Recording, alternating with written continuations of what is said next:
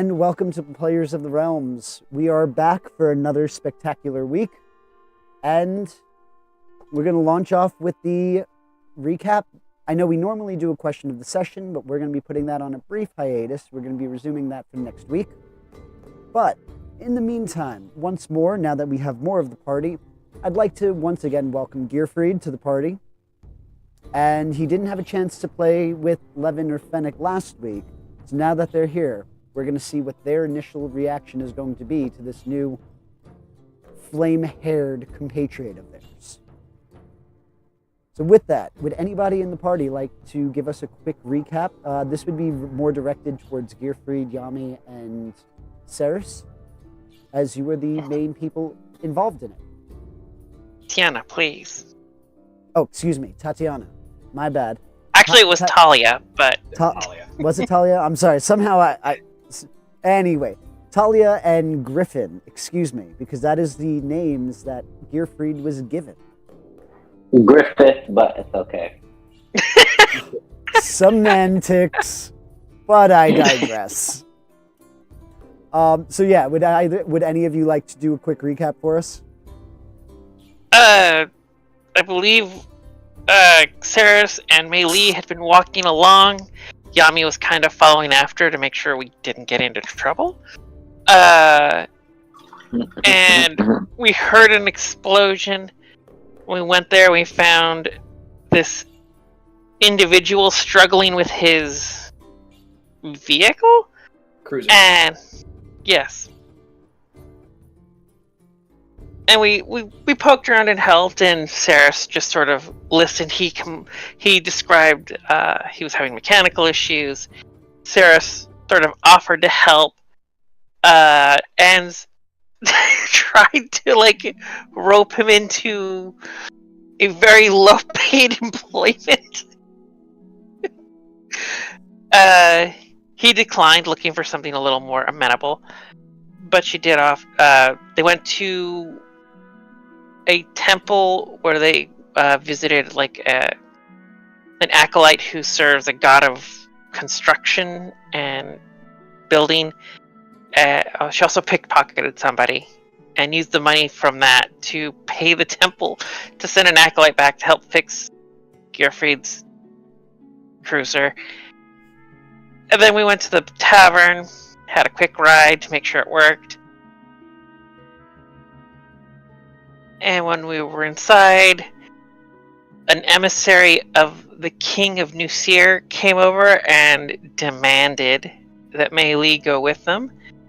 And Sarah said, essentially, hell no. The Yami and Gearfried sort of stepped up as well and said, well, you need to maybe choose if you want to pick this fight to die over. And he went off in a huff to bring soldiers, and then Sarah said, okay, we're leaving town, let's go. And Gearfried drove them an hour out of town after Ceres cast invisibility, and Yami stuck around to tell the party, hey, look, we found a new dude. I think that's it. Indeed.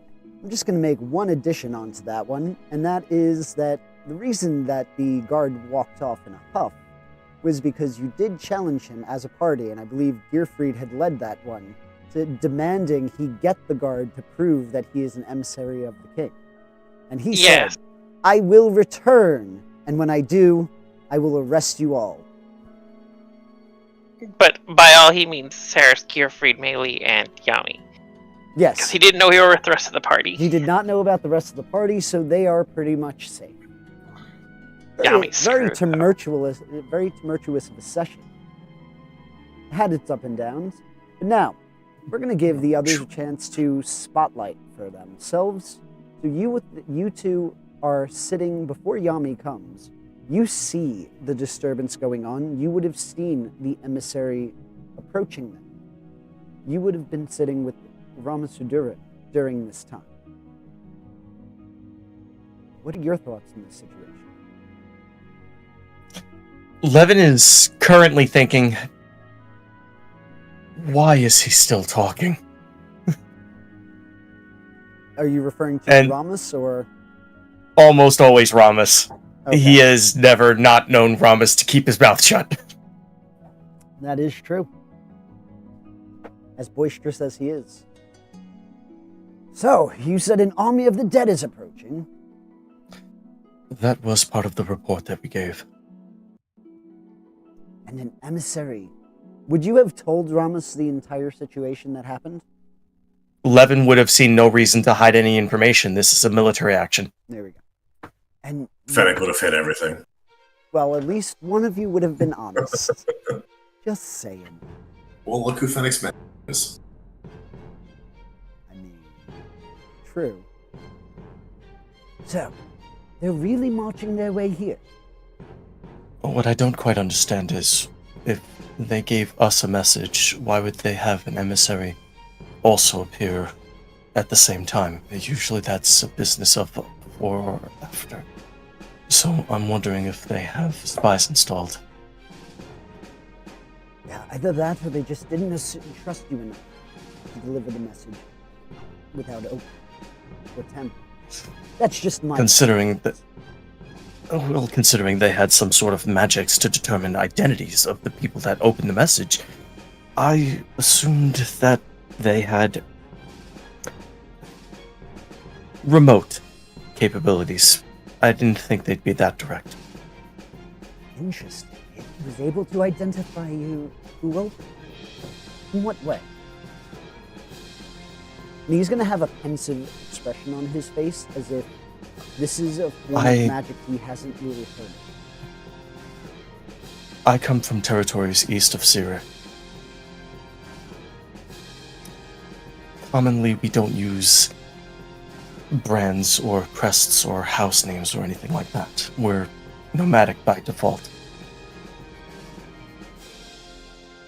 So seeing something that reminded me of home was a little curious. Definitely. I could imagine. Especially having an enemy understand who know your identity. Doesn't seem like very... I don't necessarily think that they knew in the moment, more that they found out through that. Exactly. Anonymity is important. They still might not know what it actually means, just that that's something they can look into. And it's about at this point of the conversation that you hear the emissary kind of hollering out, "And when I come back, I'm going to arrest you all." And he storms out in a huff. Wonder what's gotten into Levin's gonna Go ahead. Levin's gonna cut a look over towards that direction and see what the noise was about. But Ramos was saying? Well, I wonder what's up his britches. It is a refugee camp. The prince is trying to keep order, isn't he? One would hope. In fact, that is actually one of the reasons I did escort you. We are funneling money to New Sire, and it would be good to know that it's going to good use. You don't have to correct. I get that there are regional differences for pronouncing the name. Well, it's just habit. Some get mad, some correct you. It is what it is. But Fair enough. I am going to say, I am a little bit disappointed in what I see here. Well, you're the official. Are you getting involved? No, my job is officially to report back to the King of Rote with what I've found. And unfortunately, I won't have a favorable response. By this point, more buildings should have been constructed besides the tavern and farmhouse. Morale is important, but barracks should have been made. I agree with you completely. So, On your way back, are you going to be able to get in touch with any of the nearby cities to see if you can get help sent? I will be sending a message first, and I will actually be heading out tomorrow morning. I'll be able to make it to the Lightning Road and take that back. So you're heading north? No, I would be heading back to the road. No. The nearest station is over at Yes, sorry. I Star couldn't Alaskar. understand you. Yes. I So mean, at you'd dawn, be heading I head up southwest that to way. Sterngate otherwise.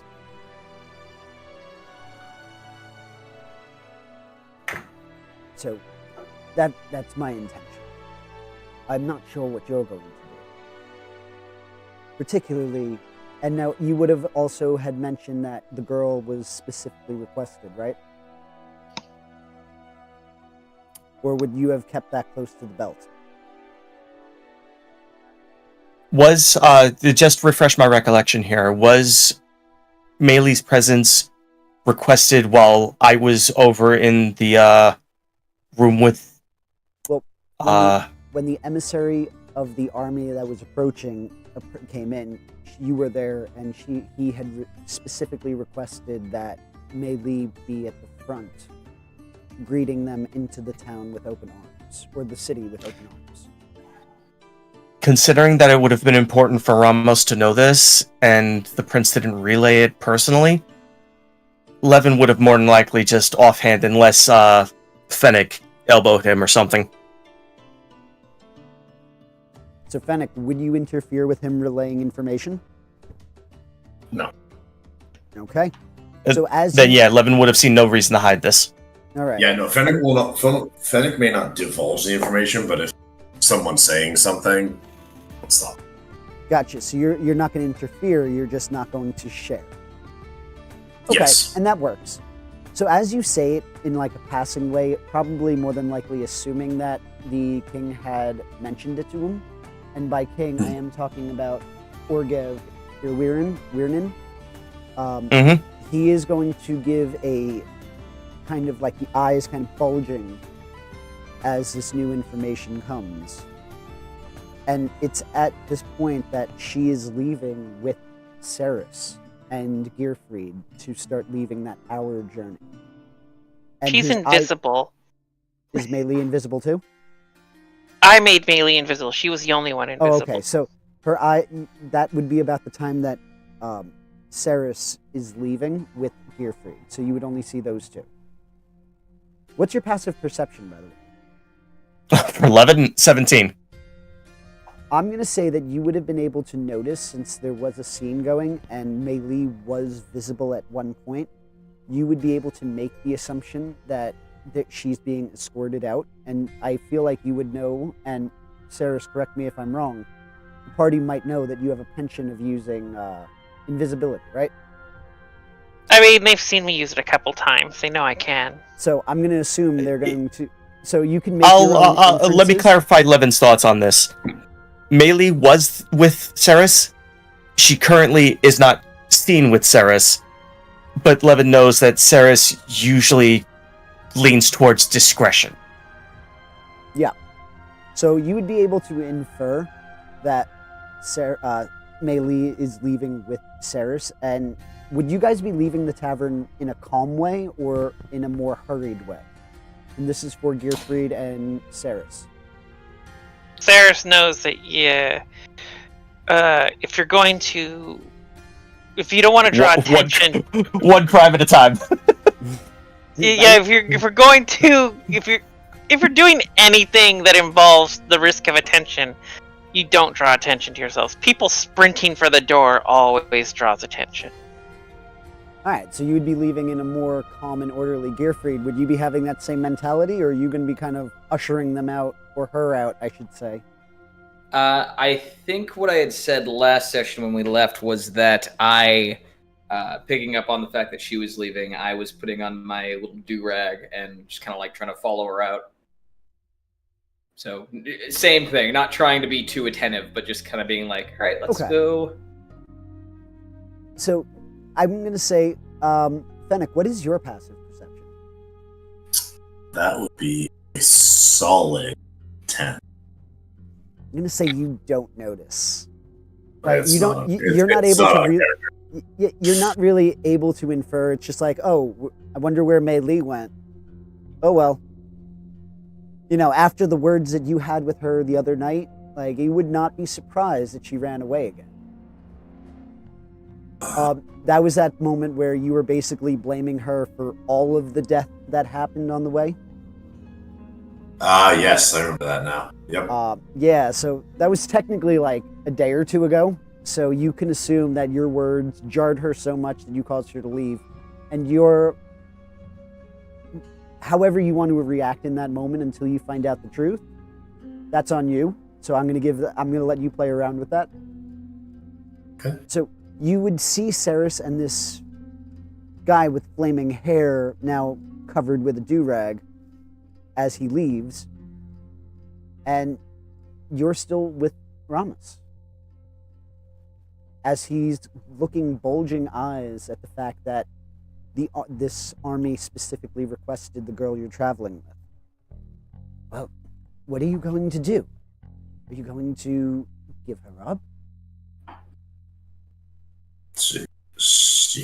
Am I here? You're here.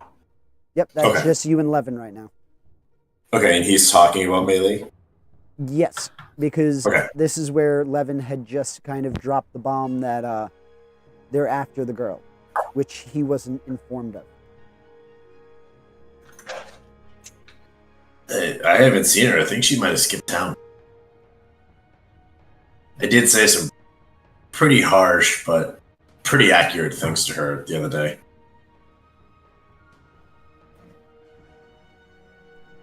Oh?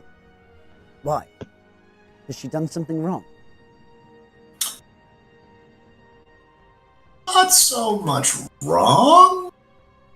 It seems more wrong place, wrong time sort of thing. Superstitious? Oh well. Hey, how you react is on you. You guys provide great service. So, until you're disrespectful with me, we're gonna be good. So with great service comes great compensation. Yes. Yes, it does. Why, have Just check. have I not compensated you well enough? Oh no, I mean that's a brave question, but no, you have. Okay. You have been more than fair. Yes, you have. We appreciate your patron. Big word, can't do it. Patronism, sir. Patronism. You need to buy this Thank man you. A dictionary. Thank you for your considerations. But I must know, because no matter your decision, blowback will come my way. What are your intentions? Will you give her up? Or are you going to protect her? Or are you going Think to first take her our out priority. yourself? I think my first priority would be having to find her since I currently don't see her. Well, that sounds like a mighty fun task. Yes, and knowing who she's been associating with, that's going to be a task and a half. And it's at about this moment you would see Yami approaching. Because Yami did hang back so that he can inform. So Yami, welcome to the scene. Thank you for having me. My pleasure, my pleasure. So, what would you like to do? So I'm gonna be walking, obviously calmly. I'm gonna kind of like hang back as I see them all talking to Ramos. I'm gonna wait for the conversation to end until I kind of like step away, or he steps away, and I'm like, hey, or if they don't, I'm gonna tap Levin and be like, hey, are you busy right now? Kind of urgent. Levin's gonna lean back in his chair, throw his arm over the back of it. What happened now? Ceres. Well, I think her name now is Talia. That tells me who, not what. So, remember that whole situation with Melee being wanted or asked for specifically? Requested? Yes. Yes, there you go. Thank you. It happened only an hour ago, but yes. Yep. So the guards came to grab her, and Ceres, Talia, currently. Wait, guards. Would they have sent a Yes. runner first? They sent. Yeah, I guess it was somebody important. I don't care. I don't know. He basically said that Mei Li was wanted at the castle, and Ceres, aka Talia, was not very agreeable with that, and they said, You're going to explain to me why the name swap, but not right now. So they're Alright, so I'll keep it diverting normal. security personnel to fetch Miley now? Yeah, because Cyrus disagreed. We met some dwarven man. He's pretty cool, actually. So they're gonna go escape. Levin's shoulders are gonna slump, and he's gonna just sink his head into his hands. What have you done?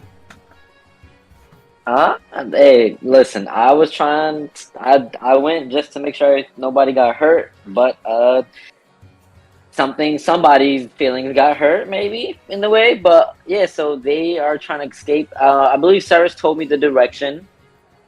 I did. I think she said north. She said did. north, correct? Yes. Wait, so you're telling me you snubbed an emissary, requested that there be a guard presence to collect Melee, and are now running away?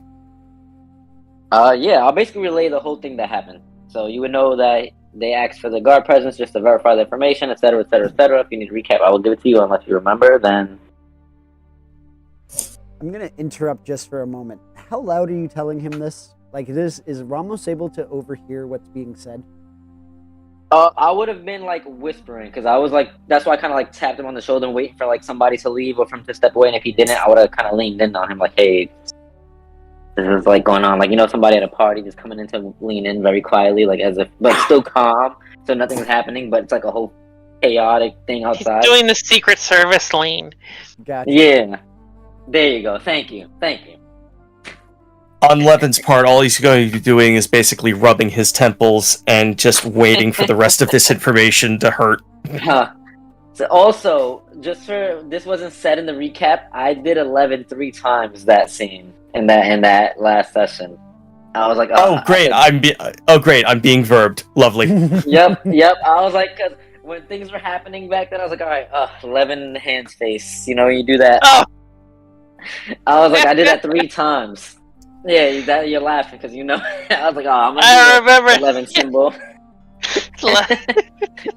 Just a hand smack in the face, like, oh god. Yeah. But Look, Levin has a very narrow field of expertise. All of you seem to be interrupting, disrupting, or just frustrating that. that's your signature hand sign for us now. Well, for me at least. But anyways, yeah. Anyways, back to bring it back to the table. Yeah. So basically, I was like, yeah, they did a bunch of questionable things, etc., etc., etc. And they're trying to escape. They went north an hour. At least she said an hour north. And we get the fuck out of here. I mean, you guys are good, but they know who I am. Fennec, could you talk some sense into your father here? Yeah, where is he? Thank you.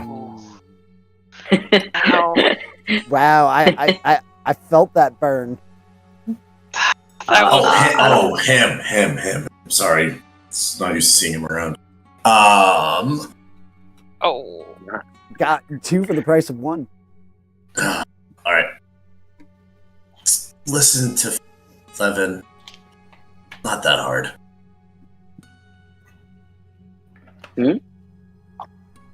Just So, I was the one. for once, talking. could you lot consider actually doing the right thing legally for once?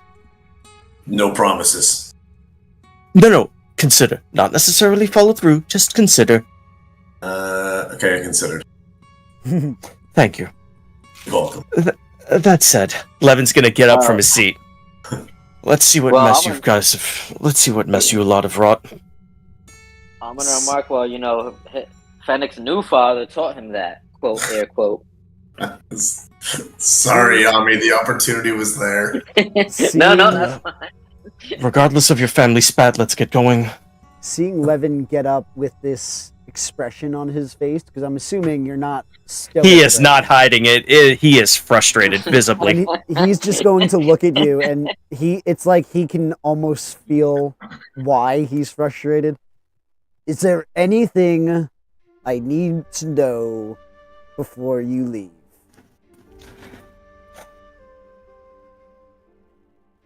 Fine. I'm gonna side eye. I am going to be following up on information I was just told, specific towards the person in question. and I hope that I will be able to help.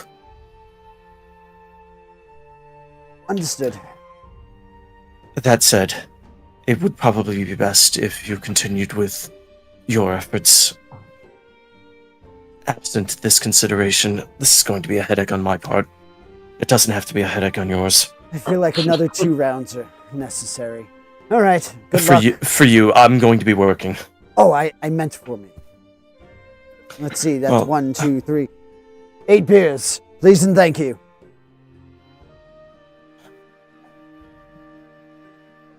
By your leave. And he's gonna just walk off without waiting for a response. And yep, he is going to be starting. You're going to see a waitress hustling to bring him his first of 8. So, with that, you guys are able to leave the tavern. You don't see guards currently in sight. But on that note, we are going to jump to the cruiser, where we have an invisible melee, a flame-headed Gearfried, and Ceres, who is leading the charge of this criminal behavior. What? No. No, not you. If not necessarily criminal, then definitely adverse. Oh, I mean, you know, It's only, escaping. it's when... only criminal if you get caught. It's. Alright, let's just say Gotcha. it's not criminal because I don't acknowledge the authority of the new Syrian king. It's There are only no official illegal if there are charges. cops around. So it's not illegal because you're sovereign. Wait, I gotcha. Yami. Levin Fact. is a cop. Everyone keeps saying that. But I was about to say, I don't think you. He isn't. Wait, is he? You've said that. He's cop I was like. just. I thought it was a joke. I didn't know. Literally, the only character that has not said that of Levin is Mac. Because Mech's a cop. He's RoboCop, but yes. Yeah. Wow. I knew why his eyes went red now. I'm just kidding. But go ahead. Continue. So with that, what are you guys doing in this cruiser? Well, first thing I would do, I assume we're like a half hour into the hour-long journey here. At About some 20 point, minutes in. Yep. at some point, I would like to give the controls to the to drive the cruiser to Talia, as Gearfried knows her, just so I can hop in the back seat, because I get the feeling that you guys get into a lot of trouble. So I'm just gonna be like, all right, hold on, take this for a second, and I'm gonna hop in the back and start taking off my coveralls and putting on a kind of a weird looking suit of armor that I have. It's just a half plate by the looks of it. But yeah, I'm just donning that as a precaution, because you guys seem like you get into some fuck shit. So She's like staring at us. I don't know why you don't need armor. You know, the best armor is just to not be attacked, not be hidden, stay hidden, take the money and run. a little hard to do when your hair is literally flame. So start putting that on. Fair enough, I suppose. I don't know how you live like that. You're so conspicuous. And she says that because she currently looks like, I forgot what I made her disguise as. I think you were disguised as like a human version of me. Yeah. Yep. It's just a human male version of you. Different hair color. Yeah, slightly like paler, slightly lighter skin, more of like a light mocha caramel tone. Right. That's what it was. I made a slight mistake. I said my skin was onyx. I was misled by Pokemon. It's more of an ash gray color. Fair enough. Gotcha, Steelix. Yes. Pretty much. But yeah, and so yeah, you're having this conversation kind of with yourself. And while Ceres is steering it, she'll look back, kind of at the empty spot in the chair, in the bench. It's like, how are you doing, Melly? Are you all right? I'm doing well enough. Are you sure it's okay to leave your friends behind? They're very resourceful. Fennec's there to make sure they stay out of trouble. Are you sure? I mean, Fennec doesn't seem very reliable to me. Fennec is the most reliable of them all. He has the instincts of survival. He's also very mean. That's how you survive, yes. Kind of Okay, and she's going to take a mental note of survival means being mean to people. That is what she just learned. So is it safe to say Sarah's sort of been very proud of Fennec's response to Levin? Probably. Well, when you relay that tale to her, you can find out. So, Ceres, as you kind of look back, you see that Gearfried has now donned a different set of armor. Well, And he's looking a as set if of he's armor. Yeah. a set of armor. And he looks as if he's ready for any sort of encounter that might pop up. I feel like you're overreacting, but sure, whatever. I'm gonna hop back into the driver's seat, take the wheel, or take the steering apparatus back. Well, you never know. I'm just going to As go you are and- changing who's steering, both of you go ahead and give me a dexterity check without adding a proficiency bonus. Cool. So just a straight dex roll.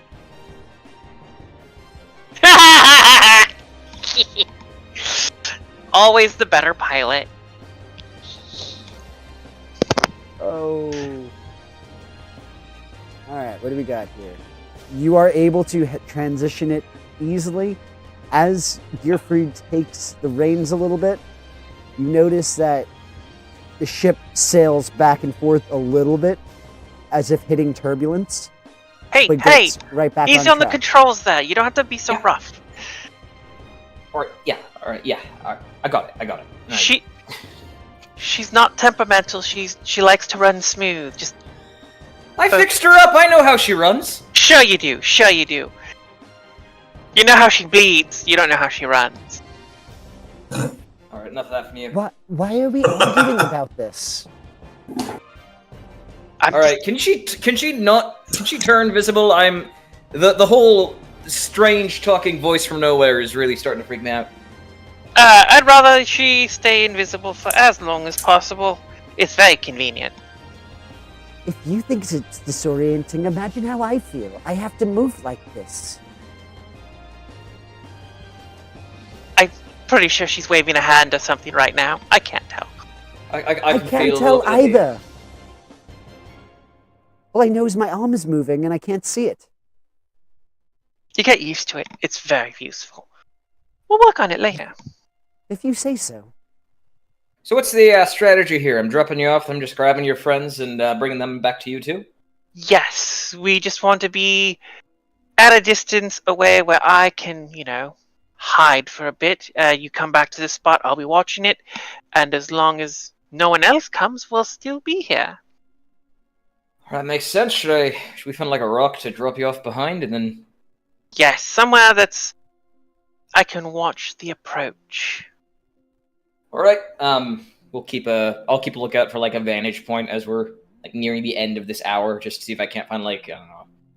And I am just gonna start looking back a little bit to see if it seems like anyone's following us. Like, what's the terrain like? Is it open? Is it forested?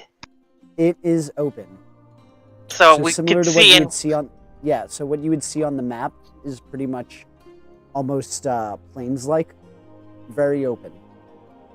All right. So if anyone were following us, we'd see them pretty quickly. Indeed. Is anyone following us? Nobody is That would- following you. Okay. All right. Except so, us. So, with that, we're going to jump back as you were looking for your vantage spot, and going back to Levin, Yami, and Fennec. Fennec. What are you doing? I would have just to iterate. I would have told them the whole scenario why we are called Griffith and Talia. I mean, I would hope so. Basically- They have to either blow your cover or support it. So yeah, I'm like, yeah. So by the way, I Right. don't know why Ceres is being Ceres, so I just went with it. So you lied to a... I'm sorry, you said this person was a mechanic. Yeah, I mean, well, Cyrus was more the mechanic, but he was tinkering with stuff. Look, while you continue your story, would you mind if I made a stop and just took care of my supplies? You definitely can, but I'm gonna try to cover I'm gonna try to cover my face up more, so if any guards are by, they won't recognize me. In which way are you going to do this? Because I don't know if you have a hat yet, sir. I have a hat. It's just not as good. Okay. It's just a regular bowler hat. Gotcha, it's a boring hat. It's not a dapper Yeah, hat. Understood. yeah, not yet, not Right. yet. How about Mhm. you lead us to where we're going to be meeting with all of the rest, and I then go and get my supplies. So I'm gonna tell them exactly north, out of the town, an hour away, until we see that guy with a flying cart and a flaming head. Wait, we're going to be walking for an Gearfried. hour? Well, they're probably gonna meet us halfway and pick us up, but we gotta walk in that direction so we can meet each other. Fine. I'll catch up with you. Alright. Alright. You wanna say, Fennec, you coming with, or you staying with, Levin over here? I suppose I'll come. Alright. So me and Fennec are heading towards the north while let Levin do his little, shopping montage. It's not really a montage. I'm just re-upping on crossbow bolts. Yep, and you're easily able to do that. I think that it's a silver for 5, so you're able to. Yeah, it's five. It's 5 copper per. I'll do the math. There you go. So, Gearfried, I believe that you are. Where are you going back to go pick them up? Because there was never really a "I'll pick you up here" spot or conversation. Well, we left the bar, so I figure Gearfried would, and also considering the threat of guards, Gearfried would probably not go directly to the bar, but kind of near it, like within like the general proximity. I feel like I would either see Griffith first, or Griffith would see me, considering I'm in a cruiser. So I would be on my way back now. Gotcha. So after that hour, you are on your way back. Fennec and Yami have started making their journey. Yami and Fennec, go ahead and give me a perception check. Ooh, wee. Gearfried, go ahead and give me, which way would you be going? Would you be going the exact way you came back, or are you going to veer off a little bit? Probably the same way we came. Okay. Yeah. All right. So, 5. you guys don't notice anything despite the flaming hair. You would run into each other, so whereas you would only get about 20 minutes in that time, he would basically be regrouping with you, meeting you closer to the town, to the city. So you guys would have gotten about 20 minutes, where he would have gotten about 40 until he reached you. Mm-hmm. So, Gearfried, go ahead and now give me a perception check. Let's see if you see them. I'm assuming nobody, because I think that we left off with it being nighttime, or was it afternoon? Afternoon. Yeah, late afternoon. Afternoon. So let's see if you see them. Hey, finally. You would be able to see Yami as you're approaching, and this short thing next to him. I'm sorry. Wow. There's Don't a you third. talk about my baby like that. Is Are there a you third yelling person? at the narrator? Goodness, so hot-tempered. How many are they all grouped together? I believe Levin is going to be a little bit behind by about 10, 15 minutes, because he did go to re-up, so the transaction, it would have slowed him down a little bit. Is the mech? Is he also with them though? Mech is not with you guys right now. All right. I see them. I probably pass them at first before I have to like spin around and then drive back up to them. So I pull over and I just go, "Oi, Griffith!" Ah, there we go. I'm gonna give a little nudge to Fennec. Ah, look, this is our ride. I'm gonna say, "Hey, what's up, Gearfried? This is I'm gonna look at him. I'm gonna let Fennec do what Fennec does. I'm gonna kind of nudge you. This is I'm gonna let you rethink what you just said before I continue. No, you don't get no backsies. Okay. He lobbed Nope, that I'm towards not- you. You handle it. All right. Yep. Yes, and Yeah, yes, and. I don't know if you're gonna give up. Exactly. You know the whole situation with the false name, so I don't want to give you a real name if you're gonna do what Nope. you want to do. Yes, improv rules. Yes, and So Yeah, take yes. it away. take what you got and keep on going. So, the second Fennec hears Griffith and Yami respond, he's not gonna say anything at first, but he's gonna cut his eyes quickly dart what?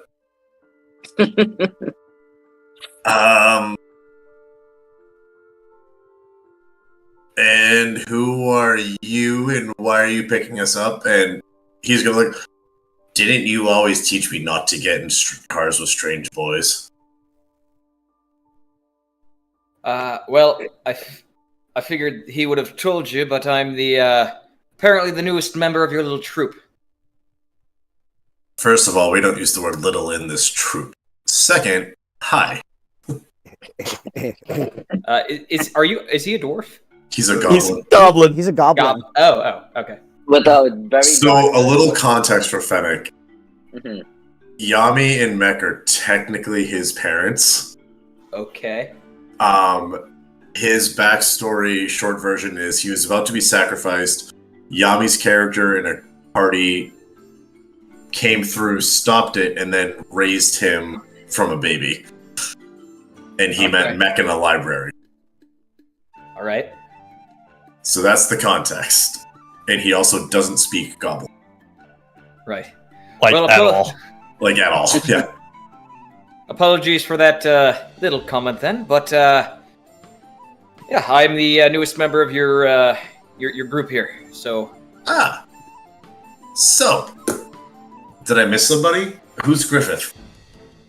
that I point to Yami, and then I look at him, and then I look at Fennec, and then I look back at Yami, and I Fennec's arms are now crossed, watching this. I'm starting to get a feeling that you weren't entirely upfront with your name. You know what? We got a long ride. We'll talk about it on the way. Well, this is all. We have a lot to talk about. I suppose we do.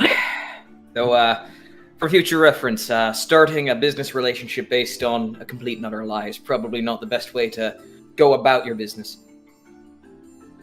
Just for future reference. And Fennec will look at Yami has completely had a stroke thinking of both their names. He's gonna look at Yami and go, yeah, starting a business deal with a lie. Didn't you read Saris's book? And on that note, that's where Levin is going to kind of walk into the scene. Fennec stormed the pot here. I have something to say to that. So you would hear me say, well, I mean, like, that's exactly the page I took from, which is why I was Griffith. But I'm trying to... So the page about not starting a deal with a lie is the page you read and you started the deal with a lie? What do you mean? We'll talk about it in the car. We have a long ride. As I'm pretty sure Levin is walking with his hands on his temples, just... Yeah, on the approach, Gearfried, you're gonna see somebody dressed in like a sky blue set of silks, like similar to a thob. Okay. And Humanoid? he is just... I'm sorry? Humanoid? Yes, humanoid. What skin you can see is close to a bronze in color. Alright. and you're going to see indentations in the head coverings indicating long ears. All right. Oh, and for Fennec, you will see a goblin in a nice 3-piece suit. He is Alright. dapper. I am He's the dapperest dapper. member I of the am party. the dapper. I suppose for Gearfried, now that I have my actual get up on, I've basically got a weirdly intricate looking set of armor, though for all intents and purposes it's just plate armor. It's got this sort of cog motif into it, and two different emblems, one on the left shoulder, one on the right shoulder. And I'm also, sort of ash gray skin. I'm still wearing my do-rag, so you can't really see the flames, but I guess my eyebrows would kind of be red and fiery. And I've also, kind of at my hip, I've got a giant wrench. So, that's how I... Humanoid? Yes, humanoid. I'm Okay. a fire ganassi. Okay. Genasi, however you pronounce it. Gin, Jin, it all works. Yes. And seeing Levin approach, I'm gonna... And in this midst of this conversation, I'm just going to lean over to the other two or the other three rather, and say, "Oh, it looks like Johnny Law's here."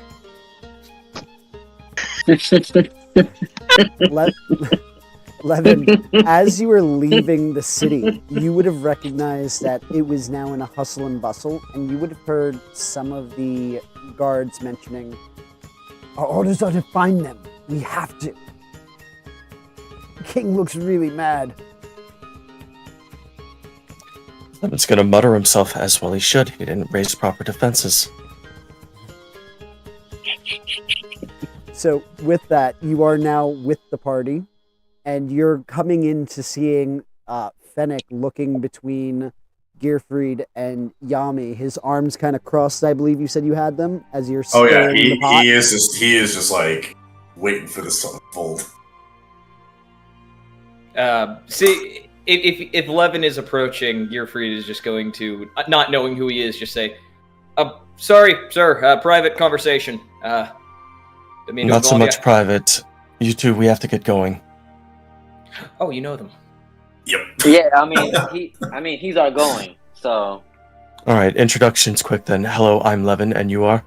As he's Gearfried. climbing into the vehicle. Gearfried, watch your step. I kind of slink back down into the pilot seat. All right, we're going to... not- Sorry, go on. Sorry, this is a little novel for me. I didn't expect to see a flame touched out here. Yeah, I suppose we are rare. And I'm going to start up the cruiser. Well, I've just been informed that I was lied to about Griffith's name here, and I'm going to assume that Talia was also not very forthright with that either, so we can all discuss that on the way. Fennec will kind of, that one That's probably has more truth. That's a conversation. Levin's gonna lean out and just get ready to help either Fennec or Yami into the vehicle. Do be quick. I'll help Fennec up first. So for Fennec and Levin, what you would see is the equivalent of a hovering ship. It is qualified under the House Orion, but it doesn't have wheels or anything like that. It is powered by a Kyber dragon shark. That So does are we have getting an elemental crystal? Like Luke Skywalker's speeder? Yeah, pretty much. That's actually Okay. what came up in the last session during our description. Okay. I just want to avoid anything Disney. Oh no, I get it. I'm just saying. But yes, so that is why it's called the cruiser. Oh yeah. Yeah, Fennec is It- definitely gonna need help getting into that. It does Yeah, I'm travel at helping him about up. 6.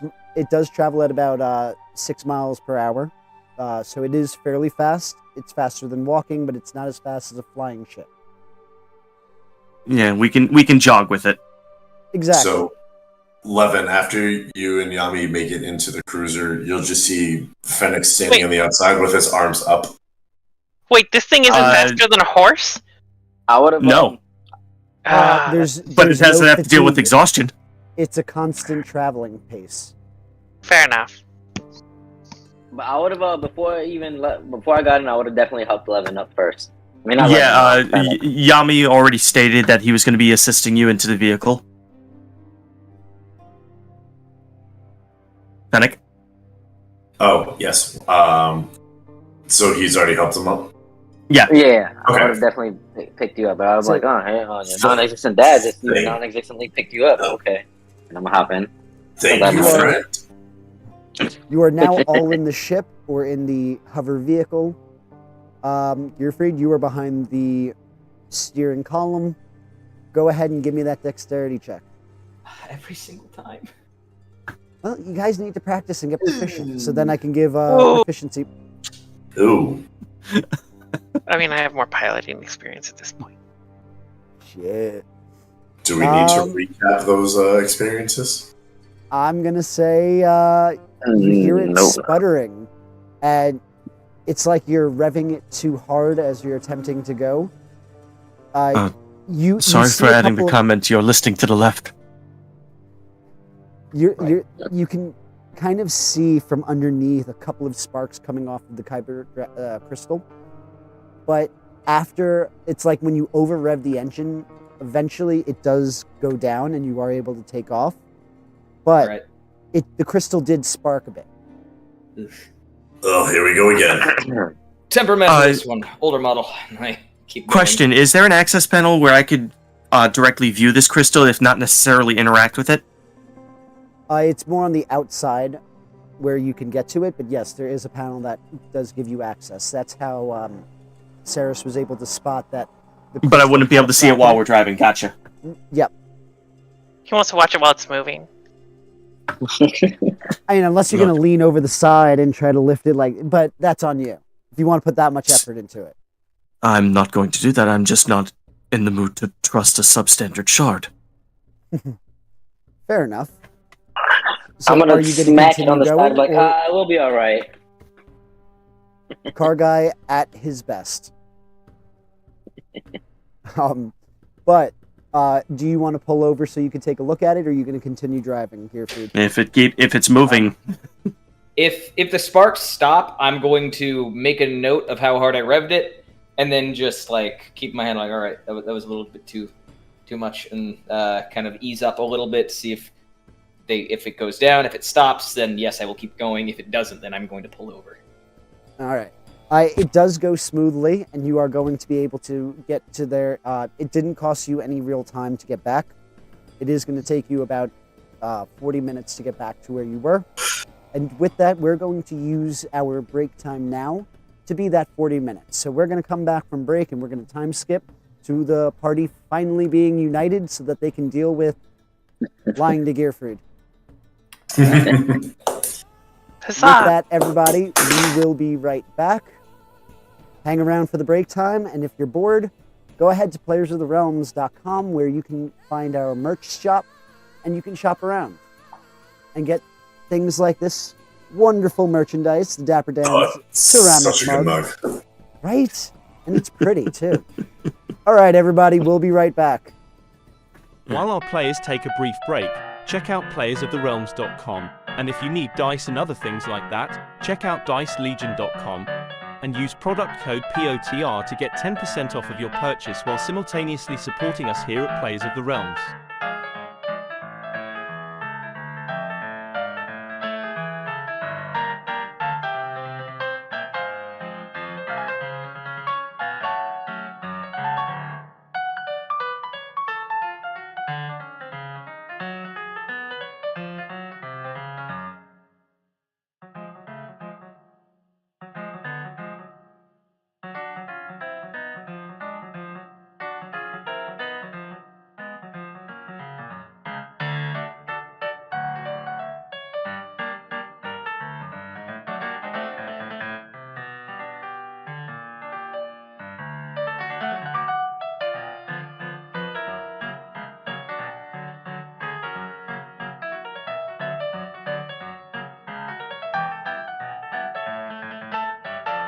Also, be sure to check us out on YouTube and Spotify. If you would like to support us, check us out on Patreon as well. All the links are able to be found on playersoftherealms.com. While you're there, check out our wonderful merchandise. We are in the process of adding more, so keep an eye out. Patreon subscribers receive a discount on all purchase, so while on the store it's more incentive to help support our wonderful cast.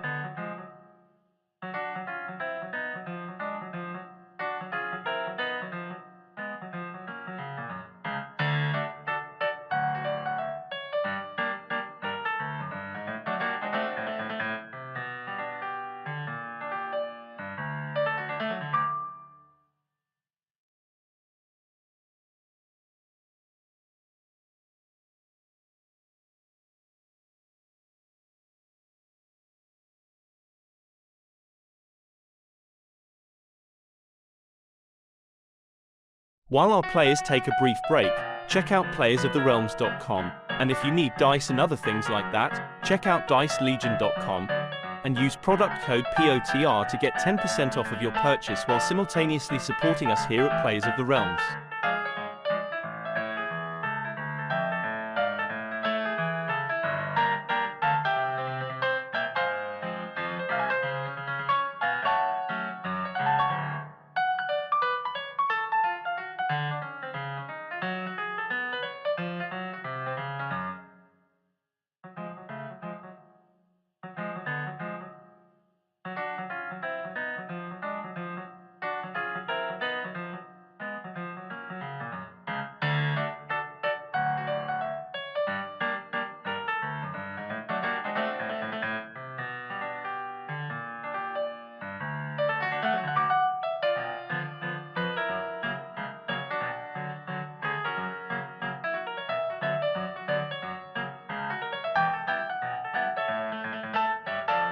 Also, be sure to check us out on YouTube and Spotify. If you would like to support us, check us out on Patreon as well. All the links are able to be found on playersoftherealms.com. While you're there, check out our wonderful merchandise. We are in the process of adding more, so keep an eye out. Patreon subscribers receive a discount on all purchase, so while on the store it's more incentive to help support our wonderful cast.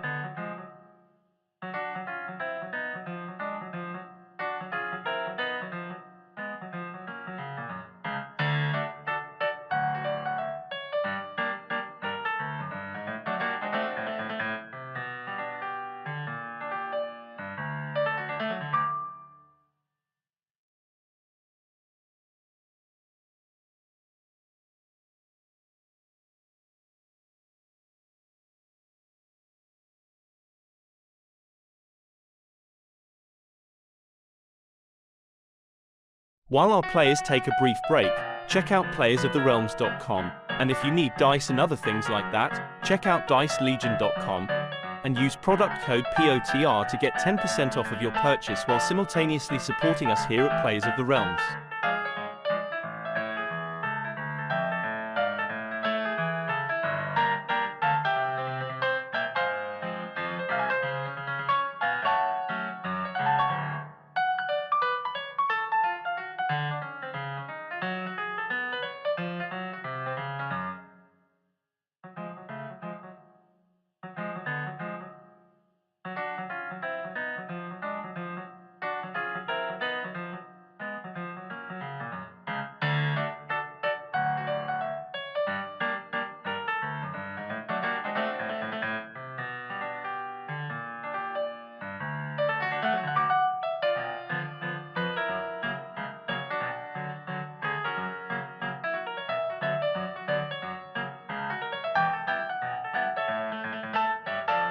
Also, be sure to check us out on YouTube and Spotify. If you would like to support us, check us out on Patreon as well. All the links are able to be found on playersoftherealms.com. While you're there, check out our wonderful merchandise. We are in the process of adding more, so keep an eye out. Patreon subscribers receive a discount on all purchase, so while on the store it's more incentive to help support our wonderful cast.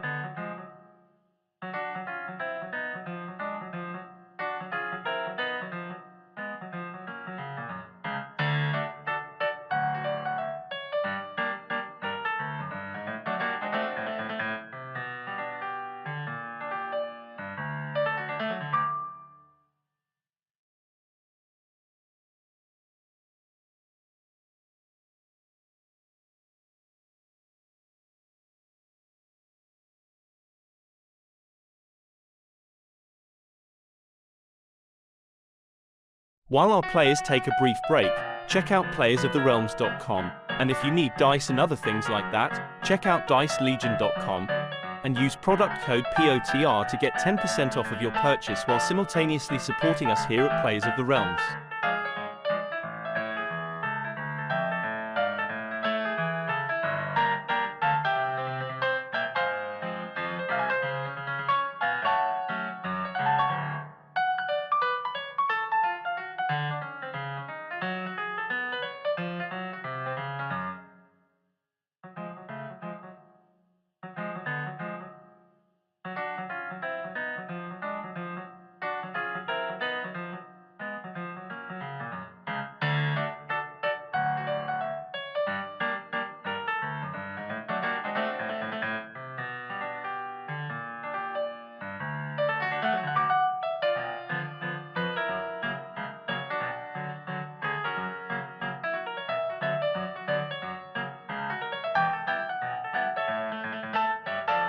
Also, be sure to check us out on YouTube and Spotify. If you would like to support us, check us out on Patreon as well. All the links are able to be found on playersoftherealms.com. While you're there, check out our wonderful merchandise. We are in the process of adding more, so keep an eye out. Patreon subscribers receive a discount on all purchase, so while on the store it's more incentive to help support our wonderful cast.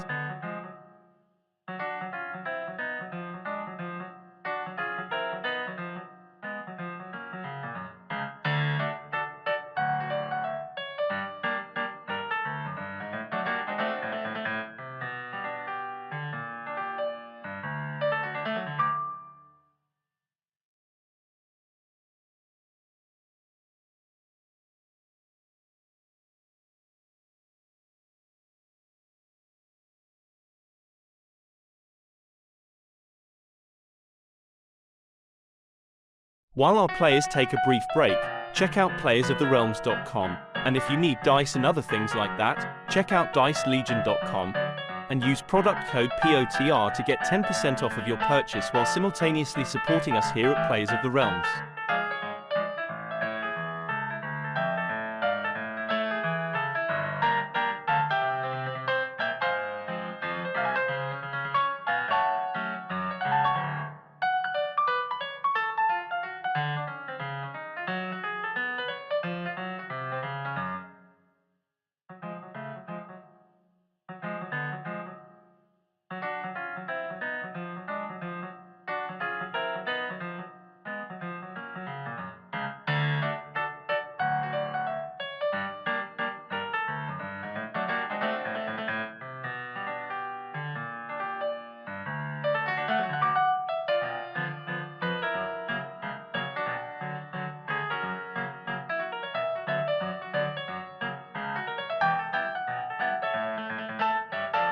Also, be sure to check us out on YouTube and Spotify. If you would like to support us, check us out on Patreon as well. All the links are able to be found on playersoftherealms.com. While you're there, check out our wonderful merchandise.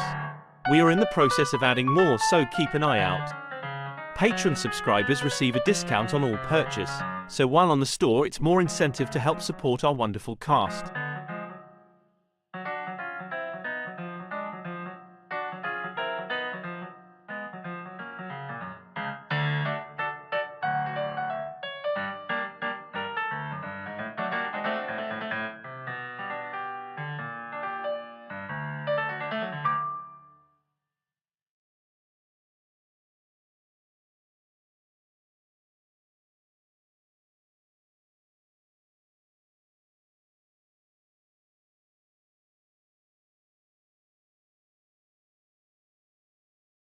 While our players take a brief break, check out playersoftherealms.com, and if you need dice and other things like that, check out dicelegion.com, and use product code POTR to get 10% off of your purchase while simultaneously supporting us here at Players of the Realms.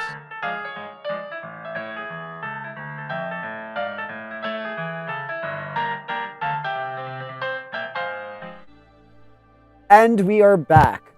And with that, we are going to, as I said, we're going to jump over to Ceres. She has about 40 minutes that she'd be able to interact with her ward, Mei Li. At this point, Mei Li would be visible, though only Ceres is around. Ceres, what would you like to do during this time? You do have 40 minutes to go. Yeah, she is, like, keeping an eye out on, like, the approach to see, like, who's coming, but she's also like, is there a place to hide where we're at? We like, picked, like, someplace with cover, right? I'm going to say you picked somewhere that was slightly elevated, so to hide from somebody below wouldn't be too difficult. So where you'd be on, like, we'll say a small little mountain type thing, where like you're a little able to peek hill. over. Exactly. So you do have that high ground in a sense where you can just move back and you'll be out of sight from the main road at least. Okay. And Ceres isn't, like, standing on top of it. She's kind of, like, sitting down with, like, kind of sideways so she can, like, look to the side and see over the edge. But mostly, like, behind the hill so they can't be seen, and she can duck really easily while she's like chatting with Melee. So, and she's like, "All right, so first things you need to know about being on the run is that it can be a little bit much, but it's also kind of fun. Or it can be fun. Well, no, it's not What really do you fun. mean by fun? I'm just trying to say it and describe this in a way that won't upset you. It's very difficult to be on the run, actually. Well, I think I can understand that. I've been on my own for a very long time. Yes. Well, that's good. It helps to. That's a good formative experience for this. We need to work on your ability to disguise yourself, though. And you don't need magic to do that. That's, in fact, magic is a terrible crutch, and you don't want that to be the first thing you go to, if you can avoid it, because there are lots of things that can see through magic or take it away. But a good padded bustier, a wig, and some makeup can do wonders. So I need to pick up some sort of a disguise kit? Yes, and we can work on how to make that work even better. Disguising yourself as a boy. People treat them so much differently. And then you can take up the whole bench on a light rail. It's great. Well, But you have to yes, learn the it body sounds like language fun. and stuff. And It's fun. She's gonna haunch over when you mention body language and attempt to poorly mimic how she's seen men walk. Okay. Good start. The important part is to not so much worry about getting it quote unquote right, but just being different from what you usually do. And once you start to it helps to maybe in the back of your mind start considering 2 other personalities that you can sort of quickly slip on like a cloak when you need to. A few simple things can often really change up the look. Like if you wear your hair up, wear it down, switch to a ponytail in a drastic. If it gets really immediate, cut your hair. And you're gonna see her eyes kind of bulge because she does have hair that kind of goes down to her hips. Mm-hmm. And Sarah's has this very shoulder, it's just above her shoulders in her hair. It's but honestly, short hair's the best because it's easier to fit under a wig. So, but there are ways around this. Long hair has wonderful perks as well. You can change the line of your body. If you wear it back, just pull it forward over your shoulders. That changes things up. Wear it up. Little twin tails help. Ponytails. There's all sorts of things you can do with long hair. So don't feel like you're constrained. But it is harder to put on a wig. But we can teach you how to dye it. That'll be fun. You're gonna notice that she's taking mental notes, very diligently, as if you can see from her expression she's taking every word to heart. And one of the things about, learning to be other people is it encourages you to watch other people and just sort of study them and, pick up things about this or that. It's a little bit like yeah. Sorry, go ahead. It's a little bit like building a collection, but you just store it up all in your head. That makes sense. Okay, so I'll start watching people. Yes, if you want to know, say, obviously you and I kind of have more of a natural grace, a certain way of moving. If you want something very interesting, watch Levin. He's very rigid and very methodical in his movements. in a way that you don't normally see other people. It's a very strong contrast, we'll say, to what a lot of other people may do. I think it's because he's a cop, or was a cop. I'm not too sure where he comes from. But something like that. Yeah, study him. Also, Giffried, he's interesting. He's a good study in how to sort of, let yourself go. Who's Griffin? As if she's having a brain fart. You are going to notice, though, that as the conversation continues, she's going to do a fairly good impression of Fennec. And it is a very good satire piece. So think of when he was harassing that poor bard back in Rote. That's the type of behavior that she's mimicking. Excellent, perfect. And even though you're taller than Fennec, his mannerisms, his personality, his body language, that can all be worn even though you're taller. The personalities aren't a racial thing, they're just a thing. So if it works, use it. Excellent. I'll keep practicing. Excellent, perfect. And And I'm on just that keeping note- an eye out for when they approach, or if anyone's approaching. Excellent segue. On that note, we're going to hop back to the cruiser and see what's going on there for a minute. So, what are we doing, gentlemen? Fennec is still sitting there with his arms crossed, just bouncing his eyes back and forth. I believe Yami had something he wanted to. I think so. Yami, So, go ahead and take it away. You have the floor, my friend. Fennec is Yes, so I would assume, knowing that I would know Gearfried beforehand, I'd be in the passenger side. So I'm gonna be like, you know what? We did start off on the wrong foot. I do apologize.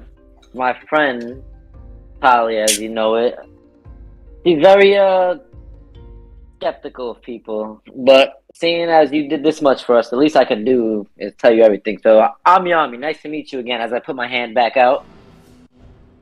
Right. Gearfried, I shake his hand. Gearfried as Gearfried. Good to know. Call me Gearfried or Gear, either works. And you met the rest, and they introduced themselves already, I believe. I don't think they have, actually.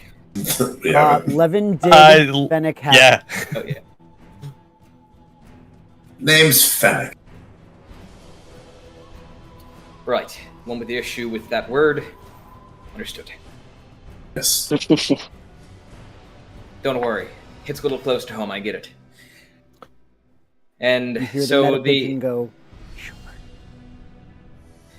the other vertically challenged one, her name is, what'd you say it was? Well, I'll let her decide that for herself, but it's definitely not, what was it? Tahulia, Talia, Tahuli. Julia? I believe she said her name was Talia. Yeah, that. So what is her Fennec? name? Fennec will lean over to Levin and just be like, "This is good." Well, her name, we call This call is her going to be Ceres. unnecessary drama. We call her Ceres. Ceres. So, Right. but don't. We've I didn't tell you agreed that. on calling her Ceres. Well, yeah, actually, she probably even tell us already. Wow. Damn, I'm gonna look back at Levin like, huh? You are a cop. Were you a cop? Like how she might be lying to us. How do we know her name is really Ceres? Did none of you None of you remembered when we were talking with Sergeant Vilroy? I worked as a private investigator in Sharn. Oh. I mean, in our defense, that kind of screams cop. I mean, you are a cop, just without the No, hat. I do not have the legal authority to arrest individuals. Well, that's gross. So based off the dynamic here, I'm getting group leader vibes from Mr. You say Levin, was it? Yes, Levin Falayan. And no, I do not lead this group. I tend to be goal-oriented, but as you've seen, chaos abound. He's the leader. All right then. Well, who is the leader then, if not you? Saris. All right. I'm gonna point to Fennec. I'm like him. That's a little more nebulous. If you can manage to corral the rest of them, I'd call you a leader. Okay, so Oh, I don't think I'm leader material myself. I'll probably just fuel the fires at work.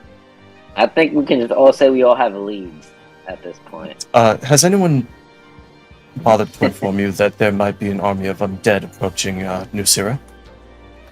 Yeah, I believe it came up at some point. Right, and there's a bit of strangeness with that.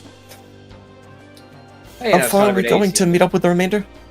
I dropped enough just up here. Should be a few more minutes. Fantastic.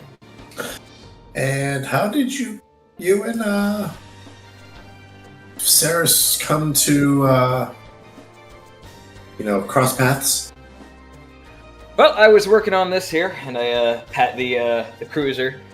There was an issue with the crystal power in it. They helped me figure that part out. Long story short, I would say they shafted you on the shard. We just put a band-aid on the crack that was there. Wait, Pretty you're much. you're gonna see Levin's eyes go wide. You're using a cracked Kyber shard? It was repaired. It was repaired. I wasn't told it was cracked when the Orion House gave it to me. As But, in not replaced, as in patched? As in fixed with the mending spell. Okay, he's gonna relax a little bit. Yeah, we got that was a whole nother story.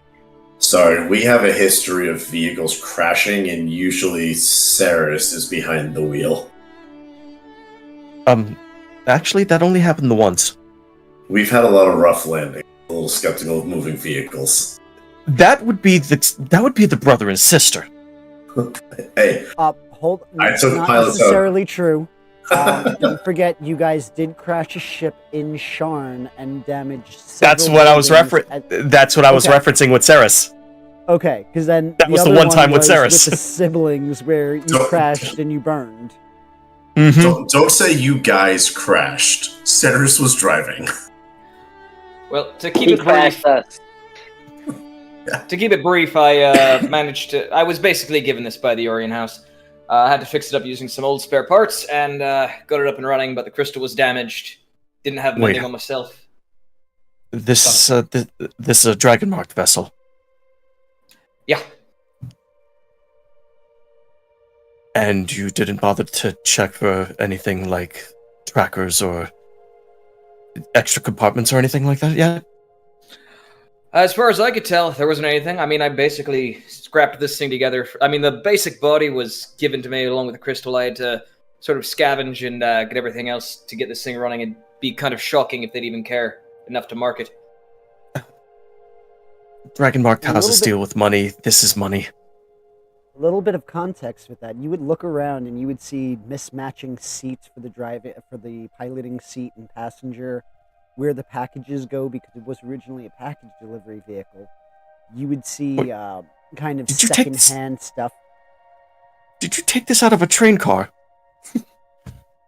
I mean, I didn't take it out of the train car. The train car was in the pile of scrap that I was salvaging from.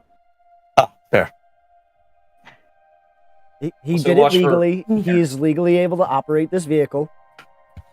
Just No, I saying. was just worried Met a about bird. I was just concerned about the uneven arrangement of seating. Well, beggars can't be choosers. Fair. So you said right around here, any points ahead? Yeah, they should be over there and pulling up to where I dropped them off. And within that, we're going to just press forward. You guys do arrive at the spot. Saris, you would be able to see easily that they are approaching. You would have been able to see them approaching about a mile away because it is open plains. And I would watch them intently, but more importantly, I'd be looking behind them to see if they were being followed. They are not being followed. Okay. And as we pull up, I'm just going to shout, Talia, small one! And then get near them. Oh, welcome back. Glad you made it back safe. And she's gonna see Levin. She's gonna smile towards Levin. She's gonna see Yami. She's not as fond as of Yami as she is Levin. And then she's gonna turn to Fennec and just give him the stink eye. Oh, with that stink eye, she is going to see, what's her passive? Actually, you don't even need it. He is going to have the biggest shit-eating grin on his face as he steps off after Yami. Alrighty. Like he is practically laughing. He can barely contain it. And she almost childishly sticks her tongue out at you. Nah. And then she's Levin's going to Levin's go going to bound out of the vehicle and basically do a quick walk towards Ceres and Melee. Yep, and Ceres is just standing there. It's like, you made it. Excellent. Fantastic. He's pointing at Melee, and you need to make a decision. Fennec will walk up. Hi, Me? Talia. I have to make a decision? Mm-hmm.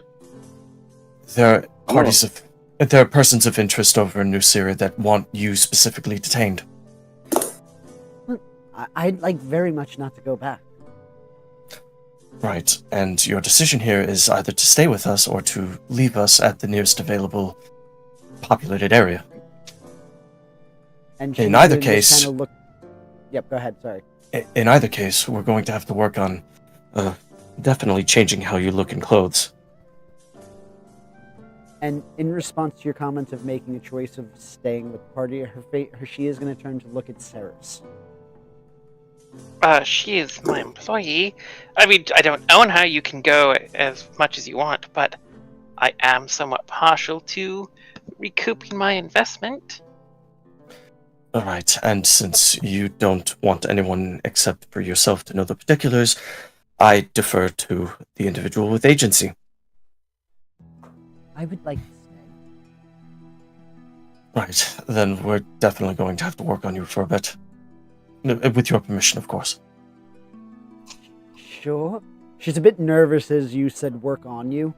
Mostly changing your style of clothing, changing how you are framed in your clothing, like baggier clothing. I'm assuming you don't want to cut your hair, and he pats the back of his head. Ceres was just telling me about that. Are you familiar with how to use makeup? No. Just put some dirt on you. That's what he told us. No. Recommendation, first new city we walk into, you're going to want to put a small pebble in one of your shoes. A small pebble? That sounds like it's going to hurt. That would definitely change the way you walk, though, until you get used to walking like that. I guess that makes sense, in a weird sort of way. It's more of training you towards that. And she's going to just kind of nod her head in recognition. Or an acknowledgement, I should say. But he is going to take a couple of minutes and describe different methods of being able to change, in general, how a person would look. Similarly to what she did with Ceres, she is going to nod intently as if she is taking it to heart.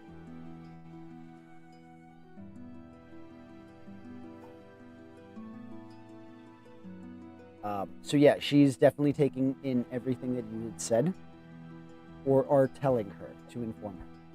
Yeah.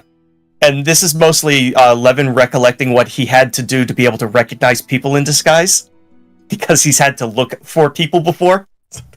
Gotcha. Reverse engineering disguise. Yeah. Understood. Well, with that, let's see what else is going on. So as that's happening, Ceres, are you going to listen in on their conversation of adapting looks and styles to change your appearance? Yep. Okay. So just reinforcing the ideal.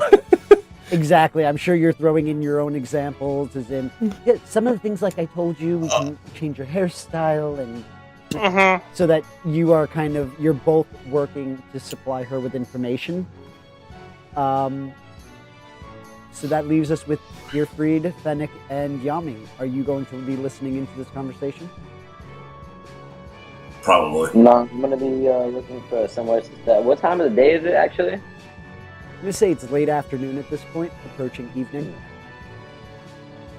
But can we do this a little further away from the town that's facing us?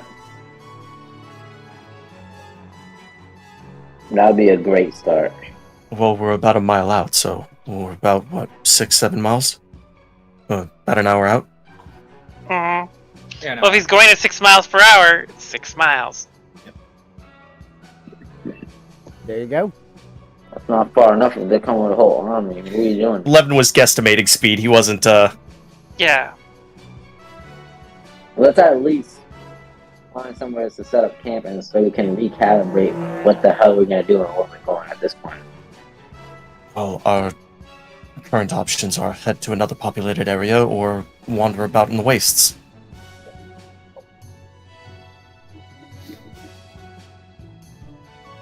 I'll leave it to a group vote.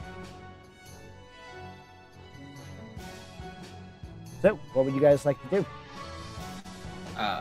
Well, as this conversation's happening, I would just kind of like to pull Yami aside, or rather, like slink up next to Yami, and say loud enough for everyone to hear, specifically Saris. I'm gonna be like, right, well, before we figure anything out, proper protocol when acquiring a vehicle is to name the vessel, right? I figure since you two aided me in getting this thing up and running, that I'd run the name by you first, the name I was thinking, Griffith and Talia. She's not much to look at. She handles roughly, definitely better versions of what she is out there. I'm thinking of calling her Saris. I'm going to look over at Saris as I say that, kind of with a raised eyebrow. She is drawing a dagger. Suckling. She draws a dagger, and she's now moving towards Yami.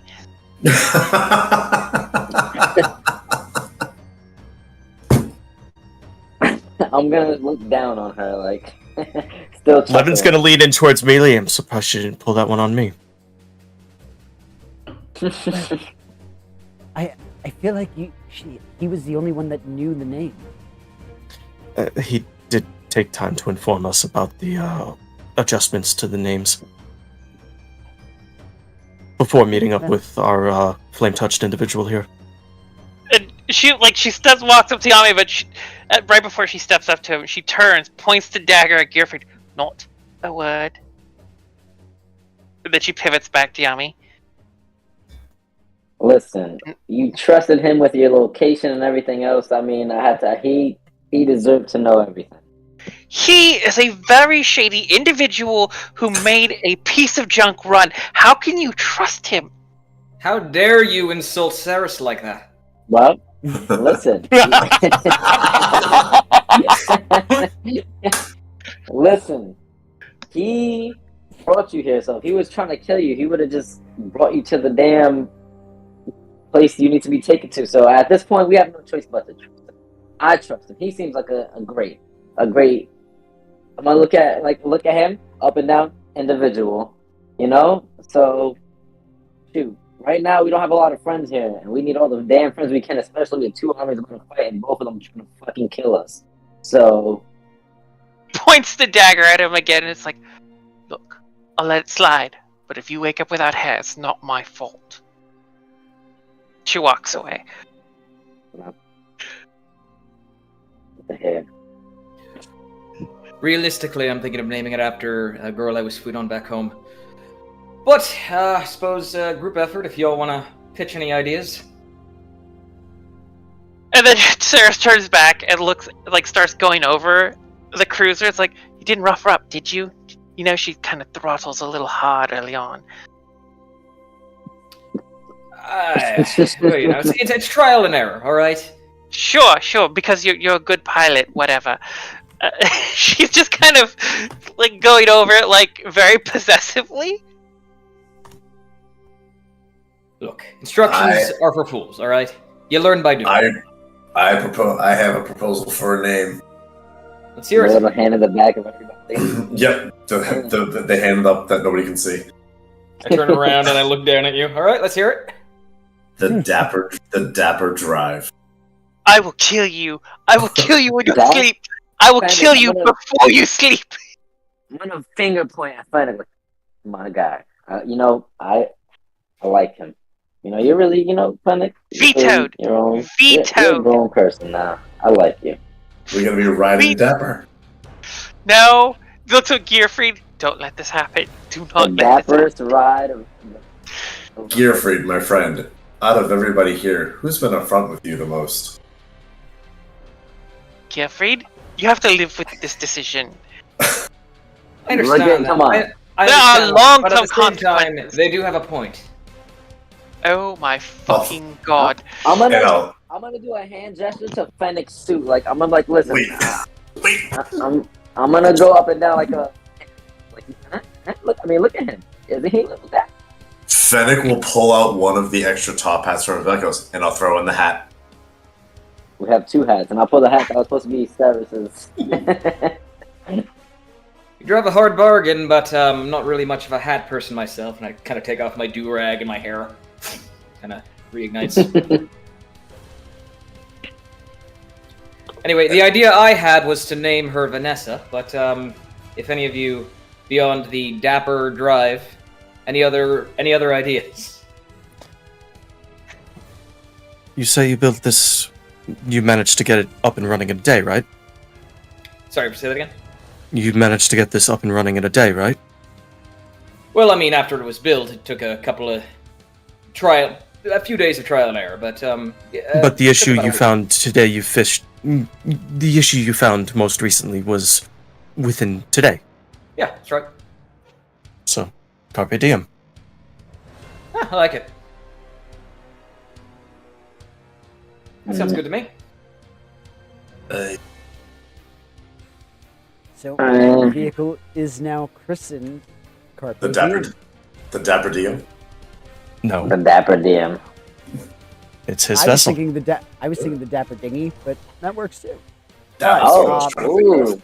Oh, that was But- great. If Uh, Gearfried is okay with Carpe Diem, Yeah, that Or- works. all right. So the vehicle is now christened Carpe Diem.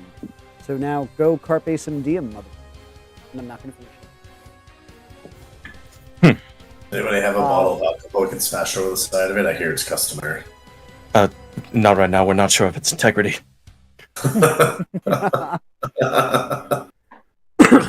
She won't break that easily.